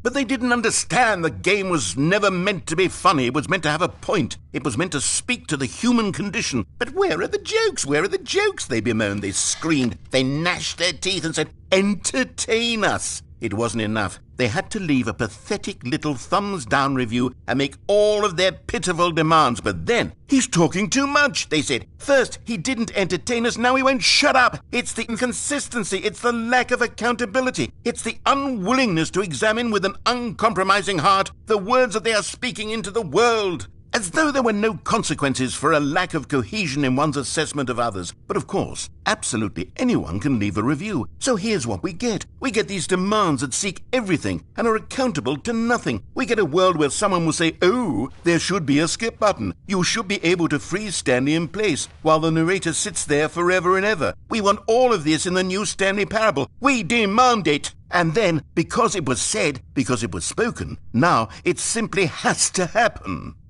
the most immediate desires, every single thing demanded by every person at every moment in time. If someone wants it, then it's a crime not to bring it into being. Have we been given to indulging every fleeting whim for no reason other than to do so? Yes! Yes! It seems that this is now the world we live in. It seems that we are a people living in such bleakness and discomfort with ourselves that our entertainment is now our lives. It has come to represent us. It absolutely must speak to who we are as people, because otherwise, without our entertainment, we have nothing. Without entertainment, we would have to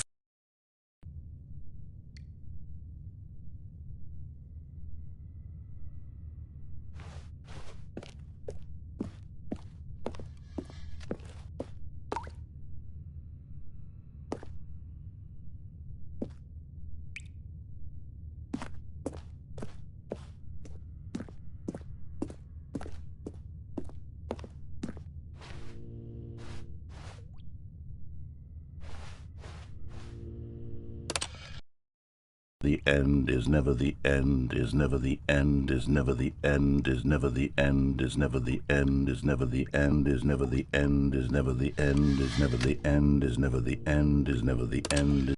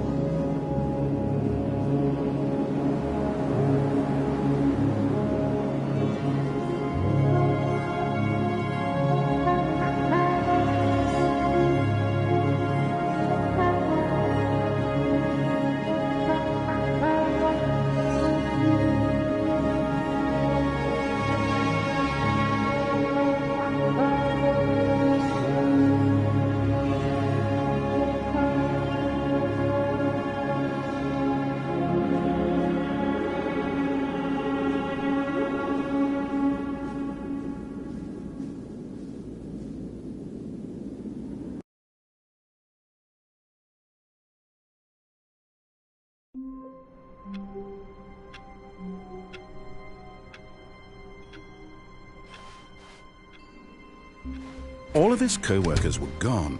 What could it mean? Stanley decided to go to the meeting room. Perhaps he had simply missed a memo.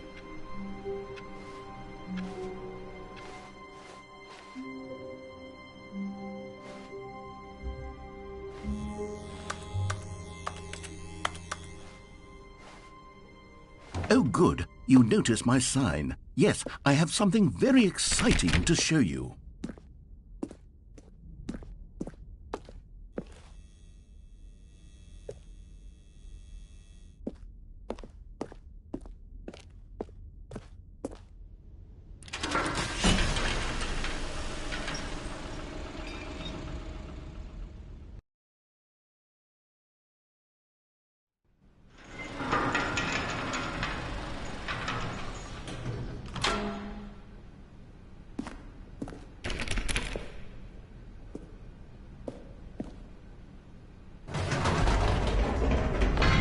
You see, Stanley, I've been reflecting on the Stanley parable and about how roundly disappointing this ultra-deluxe version has turned out to be.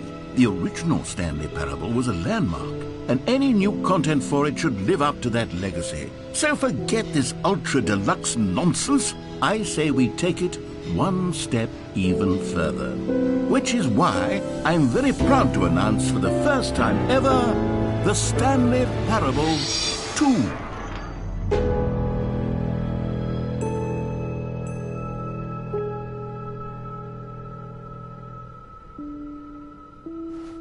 Yes, you see, isn't this far superior to a measly port with a few minor additions? Think of all the new territory we'll cover with a fully fledged sequel. An entirely new experience, built from the ground up. Why, there are so many possibilities. It could go in so many different directions.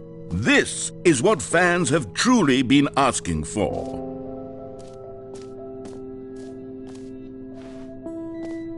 Calling it the Stanley Parable 2 is just so much catchier than Ultra Deluxe, don't you think? Ultra Deluxe? What does it even mean? But the Stanley Parable 2, now that's an artistic statement right there. It's future-oriented. It screams progress and innovation and long-term franchising potential.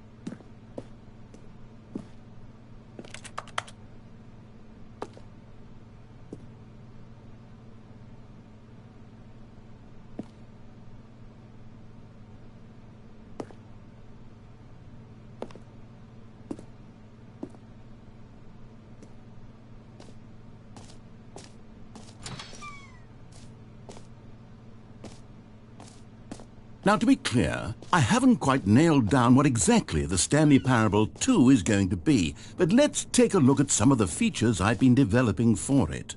I figure that if I can loosely organize a handful of interesting concepts, that surely the game will sort of naturally spring up around them. It'll all work itself out. Game development is much more of a fuzzy magic than anything scientific or logical, really.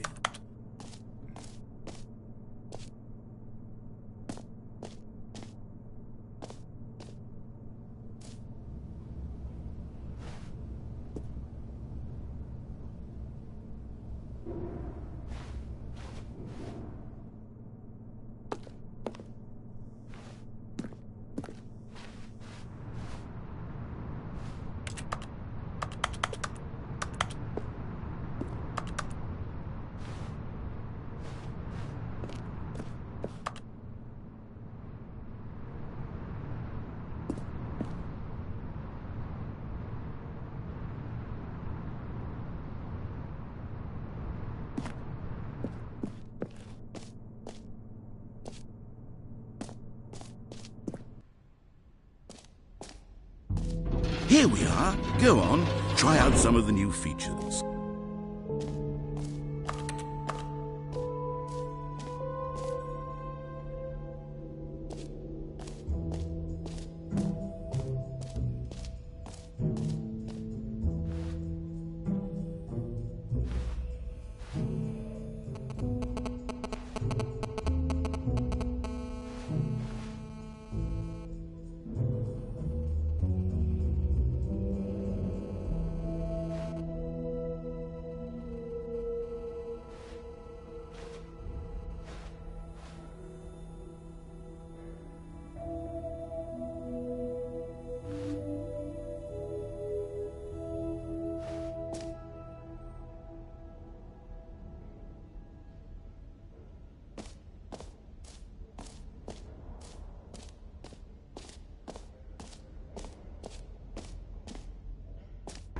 For the Stanley Parable 2, I asked myself, what do players really want? And of course, the first and most obvious answer is that they want to be individually recognized and validated as people. So with that in mind, my first addition to the game is this button which speaks the name of the person playing the game. Isn't that wonderful? Jim. Sorry, I should have clarified. Right now, the button only says the name Jim. But of course, in the final game, this button will say your name, whatever name that is. Here, let's have you role-play as Jim to really simulate the full experience of this feature. Just play along. I promise you'll love it. Okay, here we go. Let's take a deep breath, clear your mind, forget whoever you are, and simply become a person named Jim. I want you to imagine yourself living as Jim, sleeping and waking as Jim, falling in love and being heartbroken as Jim, seizing all of the world's possibilities as Jim, and as Jim watching your dreams crumble into dust. Do you feel it deeply? Are you really, truly Jim right now? If so, then please step forward and press the button. Jim. Yes! You see? What a thrill! What a rush! That was you! The button described you. Do it again. Do it again. Jim. Oh, it hits even harder the second time. If this were the only new feature in the Stanley Parable 2, it would still be worth the money. Let's take a break from the Jim button. I'm too emotionally drained from all of this personal validation. Jim. Whoa there, cowboy. Sometimes a person can be too much Jim. I'm putting the Jim button away. Otherwise, soon you'll start to lose all sense of who you actually are.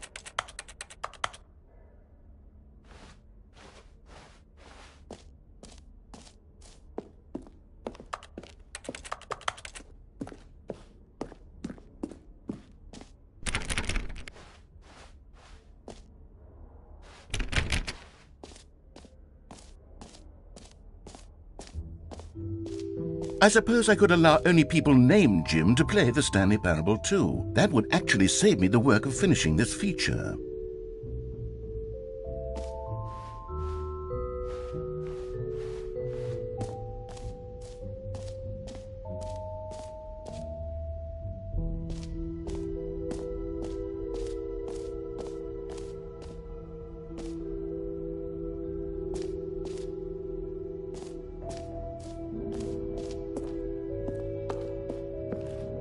A common complaint of the Stanley Parable was that it was confusing and paradoxical, that it engendered a chaotic sense of reckless despair in those who played it. Well, I am happy to say that after much consideration, I've engineered a clever solution to this fundamental problem with the game. It's the Stanley Parable Reassurance Bucket. You see, Stanley, anytime you're holding the bucket, a sense of calm and ease will fill your mind and your heart. It's true. As long as you hold on to the bucket, the many disorienting contradictions of the Stanley Parable will feel perfectly normal and perhaps even comforting.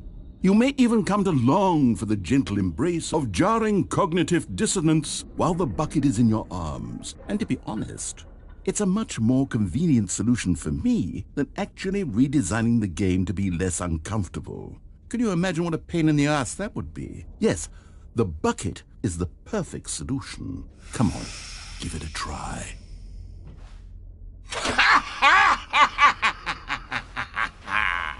Can you feel it? The glow of comfort, even in the face of crushing despair, must already be sweeping through your body. And in fact, can I say that I do believe the bucket lends you an air of charisma as well? I think that just holding it has made you the slightest bit more attractive as a person. The benefits of the bucket seem to go on, don't they? All this and more await you in the Stanley Parable 2.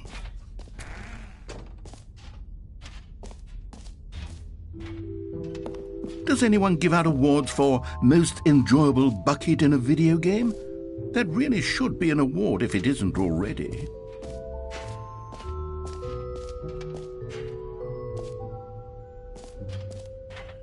Okay, I'll be honest, I haven't yet decided on this one. I think that in the new version, the office could use a bit of decoration, like balloons. But I'm undecided on Get Well Someday and Happy 12th Birthday. Which would you go with? You know, sometimes when you solicit another person's opinion, it makes you realize that you knew which one you actually really wanted all along. Happy 12th birthday, step-niece, it is.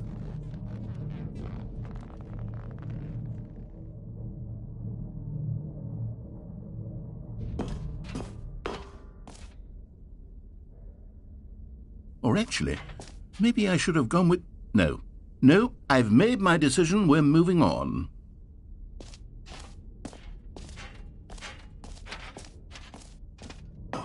Come now, you've already made your choice. It's true that you chose badly, but we all have to move on from our mistakes.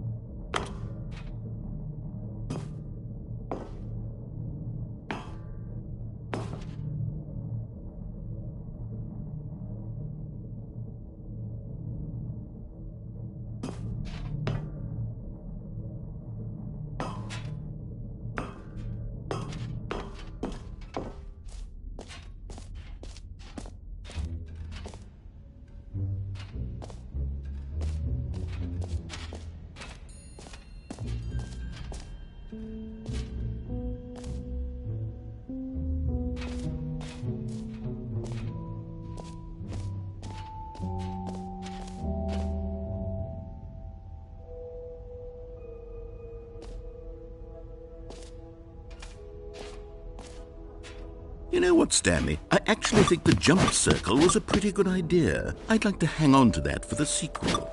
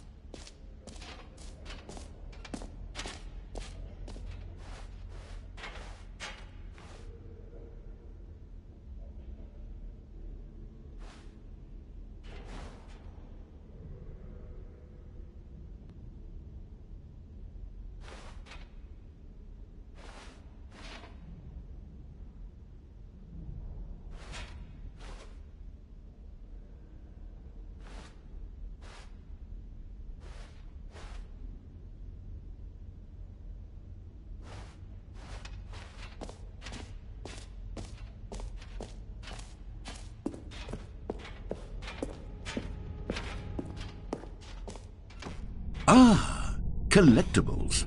Now it's a real video game. In the Stanley Parable 2, you'll run around gathering up these miniature Stanley figurines. And what's truly innovative is that there will be no reward for collecting all of them.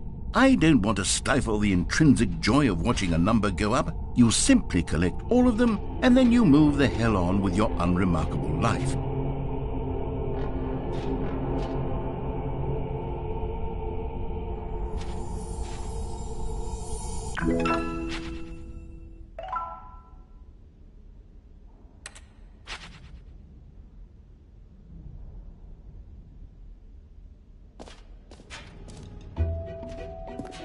God, it really is the worst when you collect everything in a video game and then they give you a big fancy reward for it. Absolutely tragic.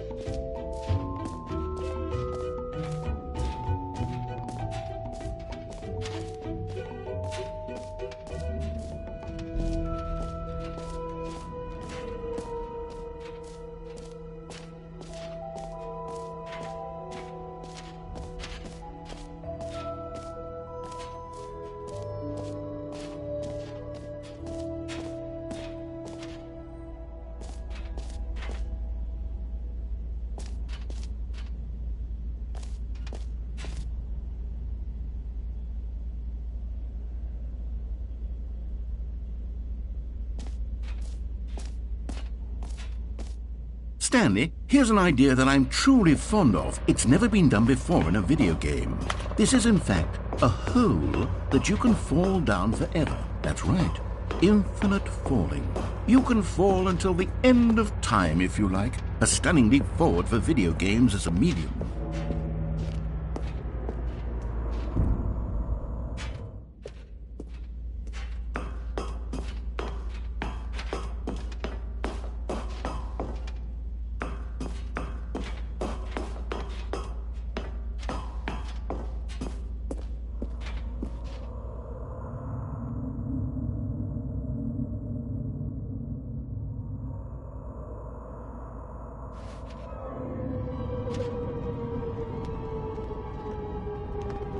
You see, isn't it wonderful? One of my more ingenious concoctions, if I do say so. Now then, since you've gotten to see the infinite hole, you can press the teleport button to pop back up to the top, and we can continue onward. Great! Now, I'm very excited to show you even more of my ideas for the sequel.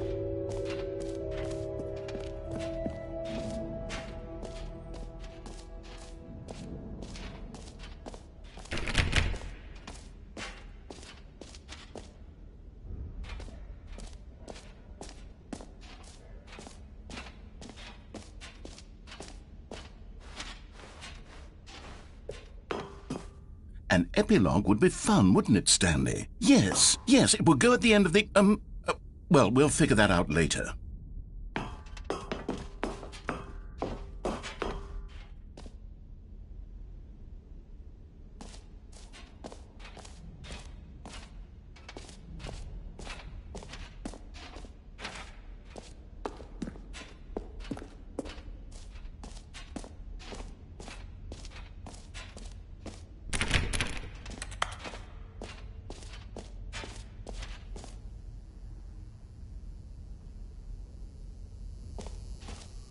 Now, here's something special. You remember that broken test trophy that got left in the game on accident? Well, I'm developing a technology to simply give you the trophy. Yes. You see, you'll come to this lever, and when you pull it, the trophy will be given to you. It's as simple as that.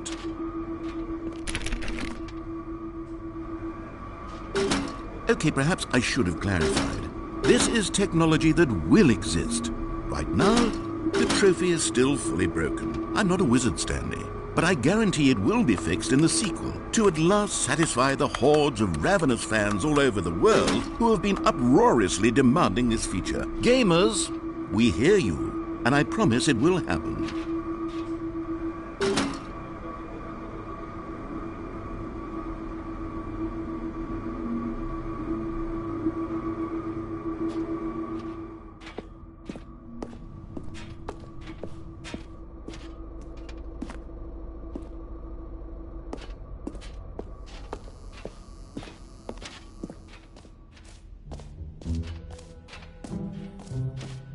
What else? What other exhibits haven't we seen yet?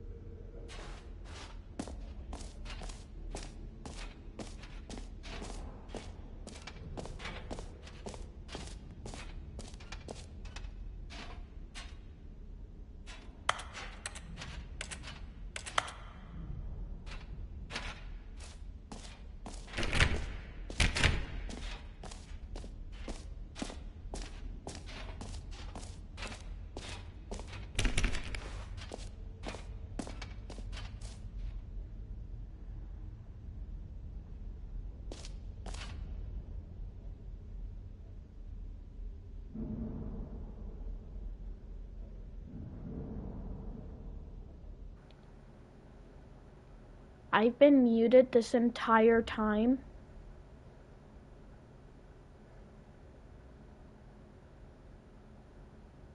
Are you freaking kidding me?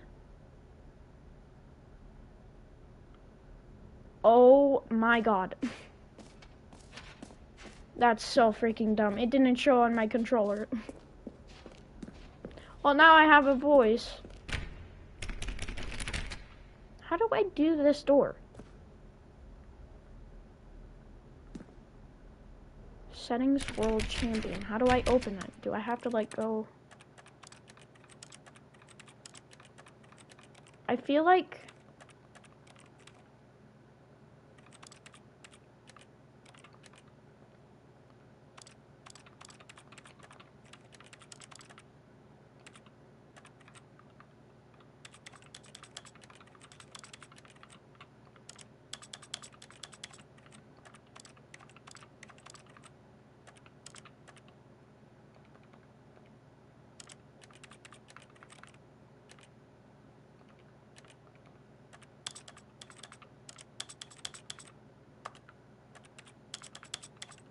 This is the story of a man.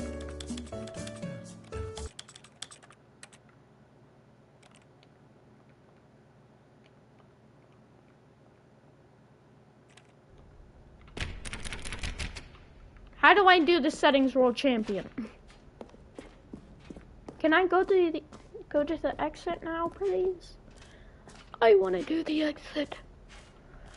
I can't believe I've been muted this entire time. It's freaking stupid. Exit. Finally. Ugh. I've been recording for 2 hours. All right. Have you seen everything you wanted to? Ready to move on now? Yes. I'm still keeping this bucket, though. I can't believe I haven't been talking. Oh my god. So, Stanley, what do you think? Do you like all of the new features? Yes, I know it's not exactly clear yet how exactly these features will come together as one single coherent video game, but I like it. I can feel it in my soul. It's going to work. There's definitely a good game in there somewhere. Say, let's do an experiment. I'll arrange these new features together, and we'll see whether or not it coheres into a meaningful gameplay experience. Wait, what? Okay. Are you ready? Here it is. I give you the Stanley Parable 2. Are you being for real? Oh. Well, I mean, there's potential here, right? It's sort of... Okay, never mind. Hold on. Let me Yeah. do a different arrangement. Okay, yes, this is much better. I feel good about this. Here we go. Version 2. That's even worse. Who am I kidding, Stanley? How do I get down there? This isn't a coherent video game at all. It's a lot of gags. And I do very much enjoy creating wait. gags, but they don't add up to thought anything. You could actually get those. I wanted more than anything to create a sequel that would capture all the magic of the first game. I Well, wanted me- fans to love it. No matter how good these gags are, they won't stand on their own. They would need the structure and the gameplay of the original. Wait, maybe that's it. I can take the original Stanley Parable and simply, well, insert a few of my new features into it. Tastefully, of course. With respect. With care for the vision and integrity of the original game. Would it possibly work? I suppose it could. But it would need a really, really tremendous title screen. A title screen that says with bold and uncompromising conviction, "This is the Stanley Parable 2. Let me see if I can whip something up. All right, perfect. Go ahead. Take a look.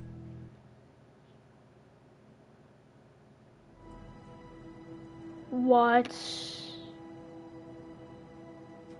Yo, this is actually really cool. No, this is actually like really, really cool.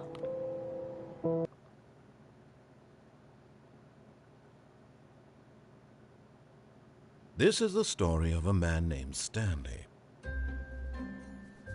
Stanley worked for a company in a Oh big my God, building it has where these he was balloons. employee number 427. Employee number 427's job was simple. He sat at his desk in room 427 and he pushed buttons on a keyboard. Orders came to him through a monitor on his desk, telling him what buttons to push, how long to push them, and in what order. This is what employee 427 did every day of every month of every year. And although others might have considered it soul-rending, Stanley relished every moment that the orders came in, as though he had been made exactly for this job. And Stanley was happy.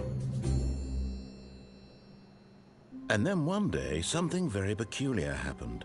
Something Stanley that would Parable forever 2. change Stanley. Something he would never quite forget. He had been at his desk for nearly an hour when he realized that not one single order had arrived on the monitor for him to follow. No one had showed up to give him instructions, Where's the red carpet? call a meeting, or even say hi. Never in all his years at the company had this happened. Where's the This ray complete tracing? isolation. Something was very clearly wrong. Shocked, frozen solid, Stanley found himself unable to move for the longest time. But as he came to his wits and regained his senses, he got up from his desk and stepped out of his office. Where's the ray tracing, bro? All of his co-workers were gone. Oh, there is What ray could it tracing. mean? Stanley think. decided to go to the meeting room. Perhaps he Oh had yeah, it simply looks like missed a ray memo. tracing. I think this is ray tracing.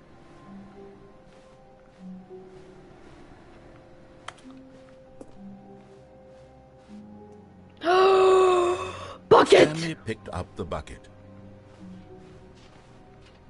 Bucket! We get the bucket again. Yeah. Stanley pressed the bucket upon every little thing in the office. Nothing responded to the bucket's touch, but it did little to discourage Stanley's belief in the magic of the bucket.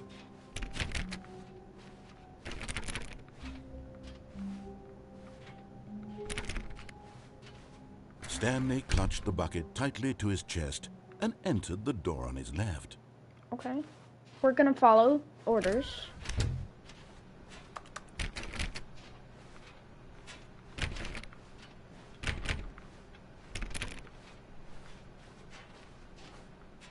Still no one was here. Stanley needed the bucket's warmth and comfort now Oh, that's more a than glitch. ever. Oh, Perhaps never his mind. That's boss's like office glass. was where he'd find answers. Yeah, that's like glass. Okay.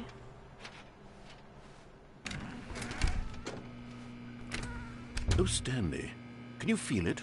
The broom closet. It wants the bucket. You can What? feel that, can't you? The aura of jealousy. It's What as do you clear as mean? day. This broom closet believes it deserves the bucket. No. I can really feel No. it now. No. It's a bucket. It belongs in a broom closet. No. That's what the... Coming to a staircase, Stanley and the bucket walked upstairs to the boss's office. Okay.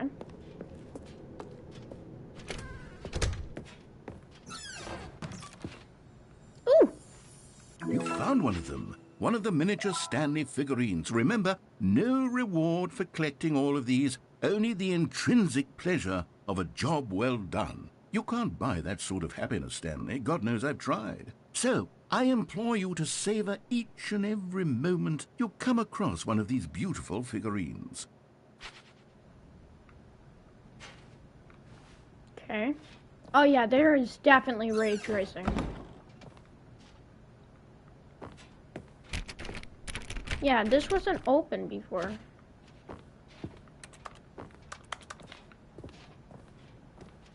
Ooh, yeah. Stepping into his manager's office, Stanley was once again stunned to discover not an indication of any human life. Crushed by the weight of this revelation, Stanley may have broken down into an emotional dumpster fire if not for the soothing presence of the bucket. But Stanley guessed the correct code by sheer luck. Was it that the bucket knew all along? Was the bucket guiding him? Yes. Yes. This is certainly the most logical explanation. I agree. Figurine. Another miniature Stanley figurine.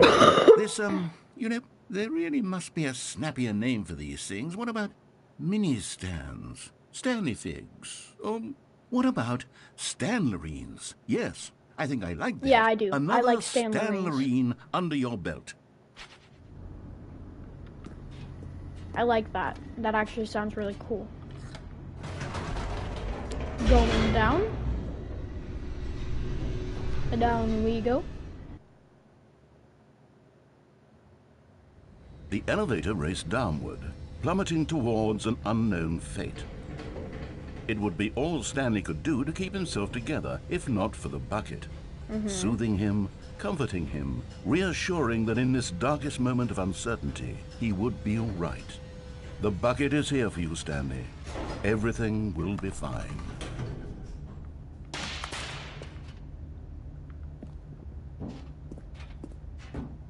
Stanley and the bucket walked straight ahead through the large door that read, Mind Control Facility. Okay.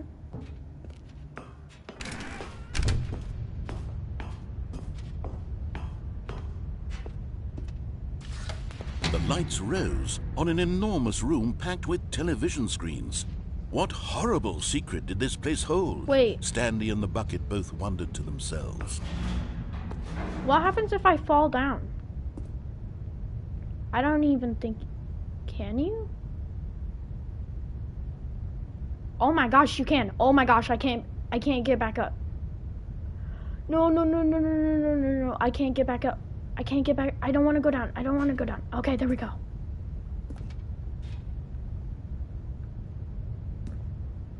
What happens if I do go down? I'm going. But just as Stanley was about to proceed further into the mind control Oh, facility, this is supposed he to tripped happen. and fell over the railing and into the dark void below. Thankfully, he fell directly onto the bucket, which safely cushioned his fall. Now, what to do next, Stanley wondered. Yeah, Stanley and the wait. bucket could find no way out of this enormous pit, and so eventually they decided that the best thing to do would be to simply get comfortable down here. Okay. So they set up a little couch and relaxed. It really wasn't so bad down here, a bit cold perhaps. After some time had gone by, they installed a few shelves as well, and a sort of kitchenette that was useful for when the bucket was craving paninis. But it wasn't until the rugs and the standing lamps came in that it really started to feel like a home. In fact, wow. after some time, Stanley realized that it had been ages since he had even thought of the mind control facility at all. He'd never gotten to fully explore what was up there, never been able to unearth the many mysteries of the mind control facility. This lack of closure began to eat at him. Soon he was dwelling on his regrets, and the state of their home slowly decayed as Stanley became withdrawn and neglected the cleaning. It unsettled the bucket deeply. Stanley wasn't usually like this. The bucket tried to reach out to him again and again, but to no avail. All Stanley could think about, all he could talk about, was going back, doing it over again, staying on the path. It was a mistake to leave the path. It was a mistake. It was a mistake. I need to do what the narrator says. I need to see the true ending. Oh, wow. This made no sense at all to the bucket, which was simply trying to live its life down here as comfortably as possible. Yet Stanley was unconsolable. This isn't an ending. This is just a hole in the ground. The bucket sighed. True, it wasn't an ending. But it's where we happen to be. And maybe, possibly, if we accept the reality of things, maybe this will become an ending eventually. It's what the bucket was counting on. The two of them waited for a very long time.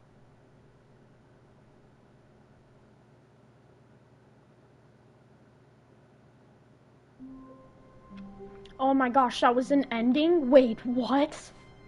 Stanley's office? What do you mean? Yeah. Yeah, this is Stanley's office. A wave of comfort rushed over him.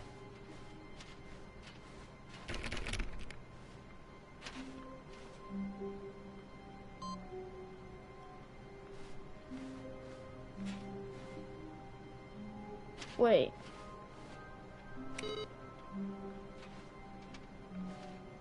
Do I have to, like, find all of the different computers with the input received?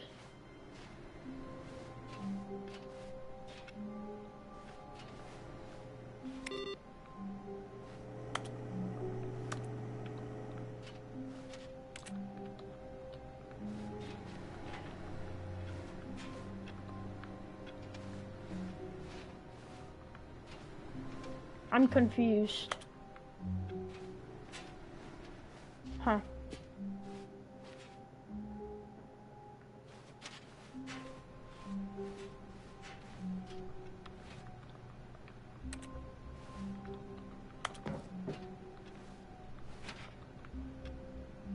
Well.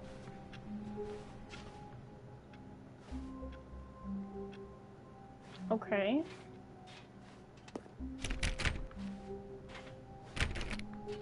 I still want to get in this room.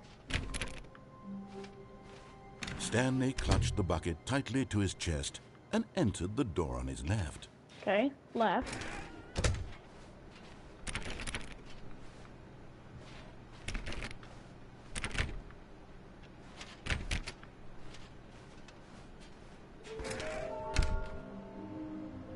What is going on? Trust the completionist instinct.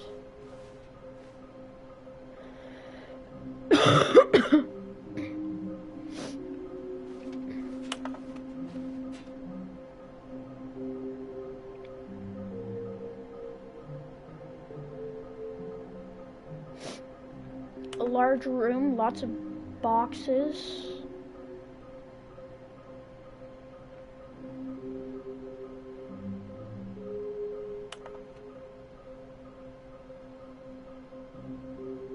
A large room, lots of boxes. Okay, stairs, something. I'm gonna screenshot this. Somewhere both red and blue. I know where that is. Yeah, no, we already know what happens there. Somewhere Coming to a with lots of staircase, stairs. Stanley and the bucket walked upstairs to the boss's office. Okay, it's not down here.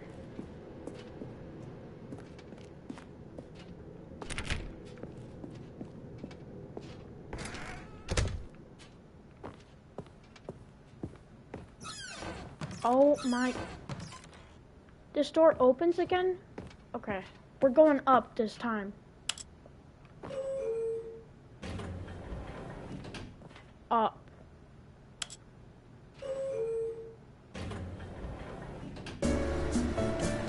How long does this go on for?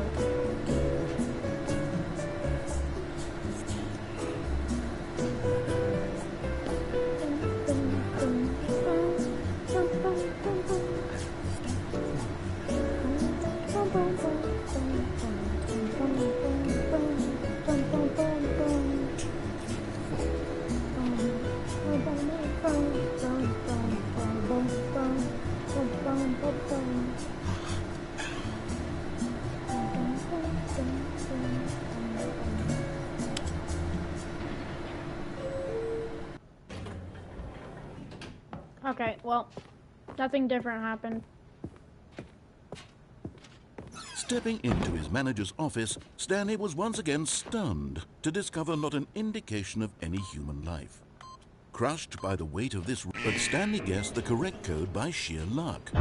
Was it that the bucket knew all along? Was the bucket guiding him? Yes, this is certainly the most logical explanation. Okay. This time, we're not going to fall. Let's not fall this time.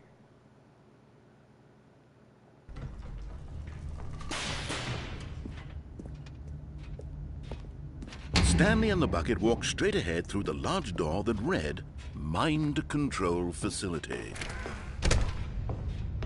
Okay. The lights rose on an enormous room packed with television screens.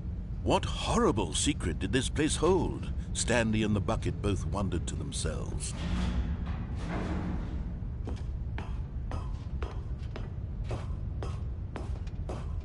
Okay. Now the security cameras. The monitors jumped to life, and Stanley nearly dropped the bucket in shock. 427. Everyone in the office was being videotaped, monitored like guinea pigs.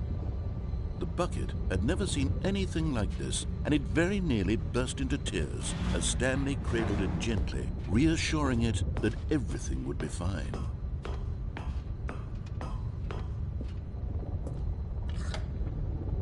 Was the bucket under the mind control facility's influence as well? Had the bucket been told to do things it didn't wish to do? What kinds of things does a bucket want it just to do appears out or of not want to nowhere. do Okay. in the first place? These questions raced furiously in Stanley's feeble mind. No! He screamed into the bucket. He couldn't accept it. His own life in someone else's control? Never! He squeezed the bucket tighter. His one friend in the entire world. At this point, he could trust no one except for the bucket. But here was the proof. The heart of the operation. Controls labeled with emotions, happy or sad or content. Walking, eating, working, all of it monitored and commanded from this very place. And as the cold reality of his past began to sink in, Stanley decided that this machinery would never again exert its terrible power over another human life. For he and the bucket would dismantle the controls for good. Two best friends, Stanley and the bucket, up against the world. They high-fived in a really... But at the last second, the bucket jumped in and pressed the button to turn on the controls. Stanley gasped in horror. Had this been the bucket's plan all along? To take over the machine and claim the power for itself? How could the bucket have betrayed him like this? Stanley was prepared to throw the bucket away in disgust when suddenly an image appeared upon the enormous screen. Birds. Silly, silly birds. The control buttons became active again.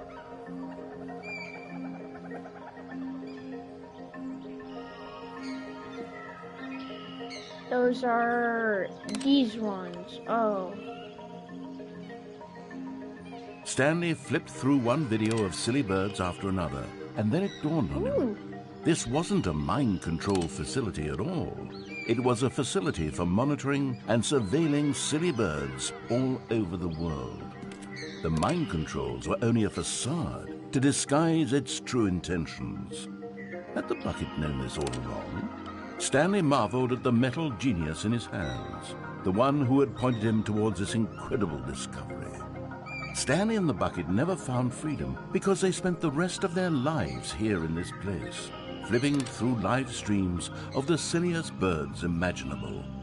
Of all the possible paths his life could have taken, this one was surely the best. And Stanley was happy.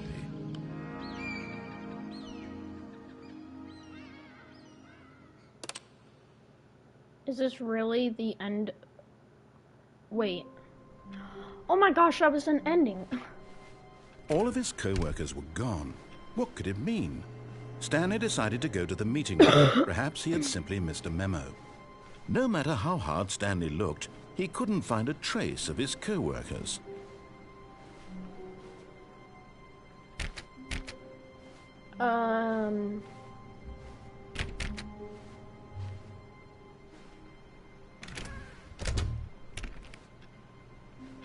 The confusion and the chaos all seemed to melt away as Stanley embraced the bucket.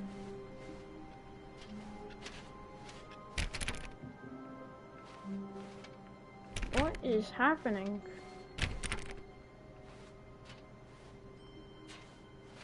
Stanley clutched the bucket tightly to his chest and entered the door on his left. Okay, we're going right. This was not the correct way to the meeting room, but Stanley had felt the bucket calling to him, telling him that the employee lounge was simply the place to be. And here it was. Had the bucket turned out to be correct? Was this better than the meeting room? No, never mind. The bucket was wrong. Stanley took the door on his left to go back to the meeting room.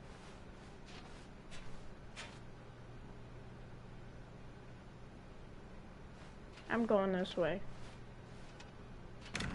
No, Said the bucket. don't go to the meeting room. Go somewhere else. The cargo lift, yes. Go there. Go to the cargo lift.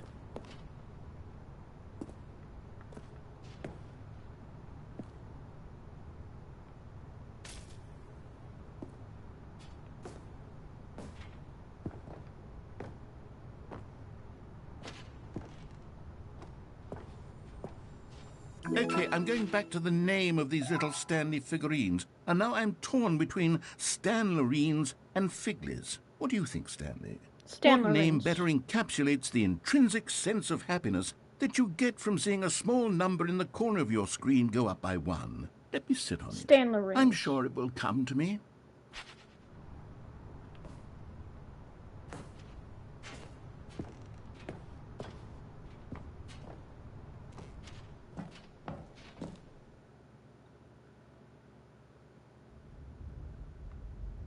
What the?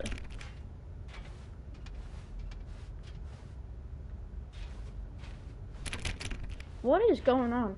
Where am I? Oh my. This is a little disturbing. Well, it's just eerie.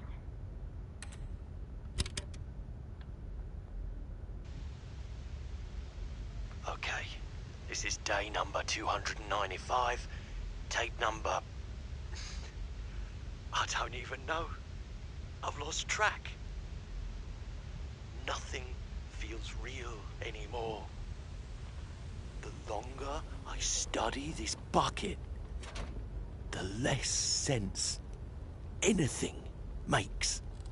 What? Is this Stanley? Sheer euphoria I feel every time I pick it up. No matter how many times I've done it, it's always the same feeling. And the emptiness in my chest when I set it down. It doesn't make sense. There's no explanation for it. I still Oh, wow. haven't figured out why I see the world so differently when this bucket is in my arms. Why everything feels so... What do I do with this treasure? I can monetize it. Oh my god. Yes. It's unthinkable the amounts of money people will pay for even just an hour with the bucket. This is my golden ticket. But I have to be careful, because as soon as this gets out, there's going to be a target on my back. Even now, I don't know who might be trying to get me. What's that? Who's there?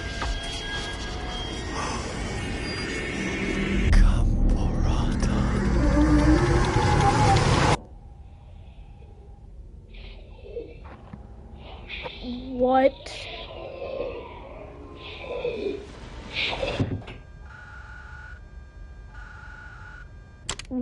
What the?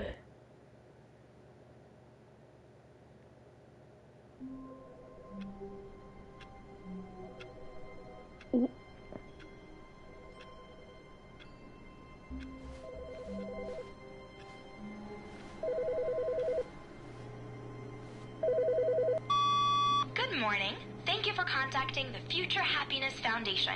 We are confirming your shipment of 1,327 cardboard boxes to your place of work. Can you verify that this is correct?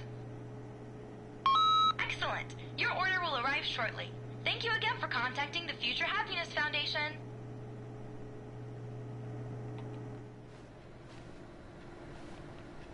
Okay. That was the craziest ending. Oh, please. Are you really just doing this for the trophy? Click a door 5 times? Is that all you think a trophy is worth? No. I can't just... Warmth spread through Stanley's arms. With the bucket in his arms again, he was home.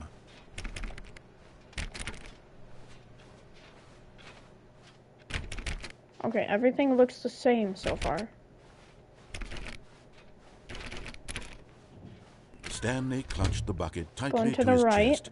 This was not the correct way to the meeting room, but Stanley had felt the bucket calling to him, telling him that the employee lounge was simply the place to be. And here it was. Had the bucket turned out to be correct? No, never mind. The bucket was wrong. Stanley took the door on his left to go back to the meeting room. Where's